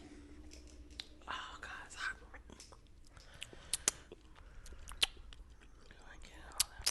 Oh, yeah. The heat is there. It's hot. I'm being dramatic, y'all. I'm definitely getting chocolate. You are not off with that. Dark, dry chocolate, though. Yep. Like chalky chocolate. Yep. Pepper, still there. Some red fruit happening, like, under the surface. A little bit of tannins are sitting in the middle of my tongue. But then the rest of my mouth is watering. Yep. There's dark cherry here for sure. Dark, rich cherry. Almost like that Luxardo, because I have an eyeball in both of those jars over there, wondering if you need both. Never. Like, Never. Does she need both? Never do. I never need to. Girl, I've been waiting on a can of cherries from Malika for like 2 years. Maybe she sent it to me to give you. Maybe. Thank you, go. Malika. Love you, girl, because I'm sure you just forgot. I'm going to give her one. I know she's busy being the cocktail culture person for Hodel & Co. Yes, I got which you, I think boo. is so dope. I'm going to give her one of the jars, boo. Wow. Yeah. Heavy on the chocolate, heavy on the cherry. It feels heavy good on the pepper. as it drinks. That's really nice. Good. It's like, one thing I love about the rye is the sprinkly spice feeling of the mouth. Yeah. The dryness of it too. Like, it doesn't, like, bourbons are nice, but they tend to be a bit sweeter to me. Like, and not like crazy sweet, you know, but like there's a difference between rye and the corn, pretty much. Rye, the rye grain and corn. So I like that sensation a lot. I love the color on it. Mm-hmm. It is gorgeous. It's really deep mahogany. Like, it's given. Yeah, it's great. It's delicious, y'all. I will tell you that. It's a journey. And the finish is long. Yeah. That cherry sits. That pepper sits. Yeah. And it's like mouth-watering all the way throughout, but only on the sides of my mouth. And those tannins and that mouth-drying sensation is like sitting right in the middle of my palate and hasn't gone away. That is interesting. It's going to be interesting to notate these later, because I got to actually write these down and put it on a chart for you all when you buy it. So, well, wow. That's our show, Love Bugs. That is our show. It was a long one. It's a lengthy one, plus. And a good one. So no matter what, we always here for y'all. It will be back this weekend, next week. Engage, everyone. Subscribe, comment, share. Like. Our new people on Instagram that are following us. Thank you. Engage with us. Thank you. We want engagement. We appreciate those who are commenting on our page and stuff. Like, we see it. We heart it. We're peeping. Yeah. I saw one person commenting yesterday that she wanted to be on our show. We see you, girl. Oh, I missed that one. We see you. I see you. Capri indirectly sees you. She's a busy bitch. Yes.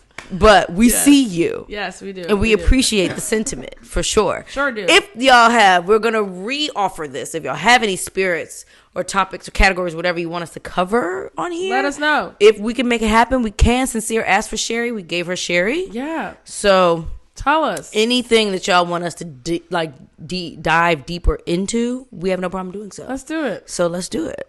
All you got to do is engage. But we love y'all. Soul Palate out. Peace. Bye.